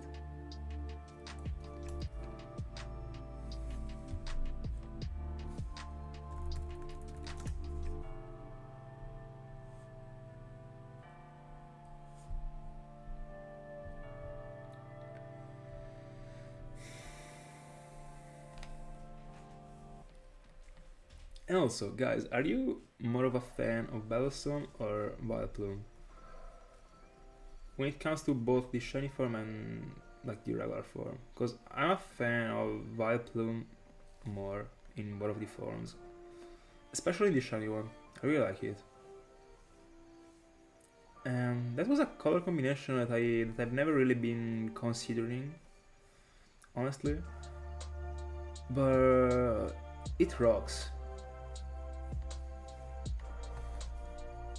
I started to appreciate it more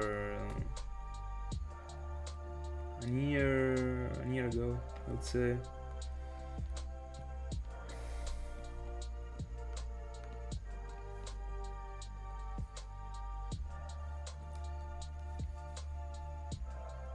But also I don't dislike Bellossom. Fair Pokemon, even if it really seems like an NPC to me. I don't know. I always have this like side of like NPC Pokemons. I don't know how Bellossom could be considered a phase 2. But the Pokemon doesn't look bad. The point is that it doesn't suit the role. I don't see how it can actually be the evolution of a Gloom, first of all. I don't see how it can actually be considered a phase 2 that is smaller than a Gloom. I mean, a phase 2 doesn't have to be bigger, or I mean big at all, but at least bigger than the previous form, I guess. I don't know, there are a couple of things that I really don't understand about that Pokemon, but all good.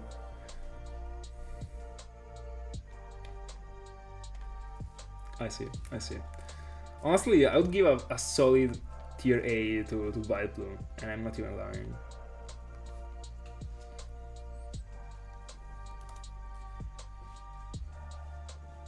I think I've also tried to see if there was a way to hunt for it in the wild, but I don't think I've found any way. Let me double check. But I mean, I think the rustling grass might be the only way, as far as I remember.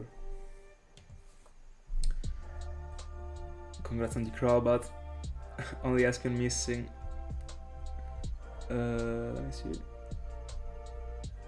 Hold on, what is that? Oh no, not even in the rustling grass. Trade, Evolve Gloom. It's unfortunate. I would have liked to see a wild Vileplume. I mean, if there isn't any in the wild, you can always cheat one. I mean, cheat them to make them appear in a place.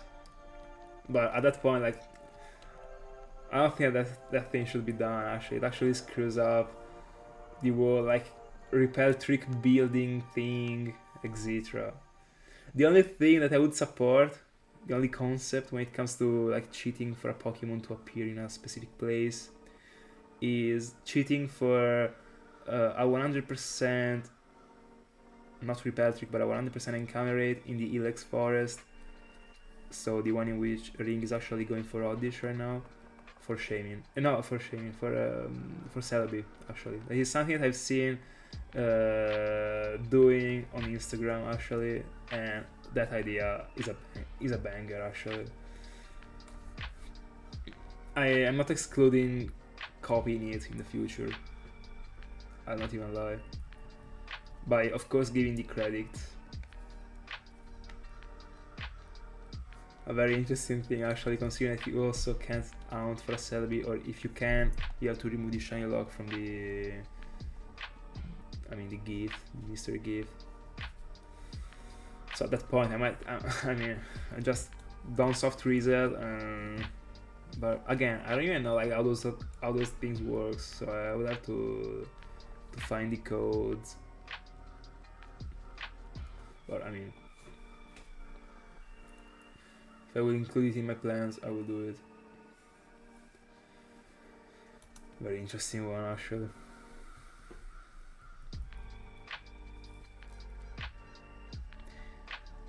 Maybe like forcing it to appear with a specific level, maybe the same level that you can obtain it with the mystery gift. That I don't even know which one it is, but I guess it is 30, I would say. But I don't even know like if you can actually manipulate the levels in a route.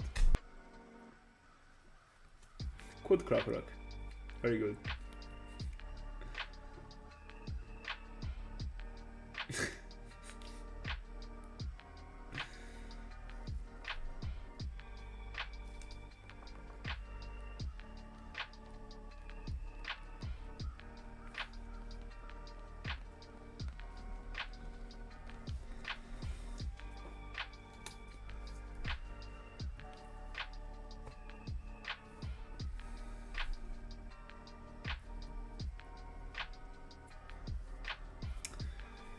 Last 2 encounters, shiny now. Shiny Cofagrigus right now. The last device. Nope. I also think so. But as a trick, I will press the encounter even if I still didn't do it.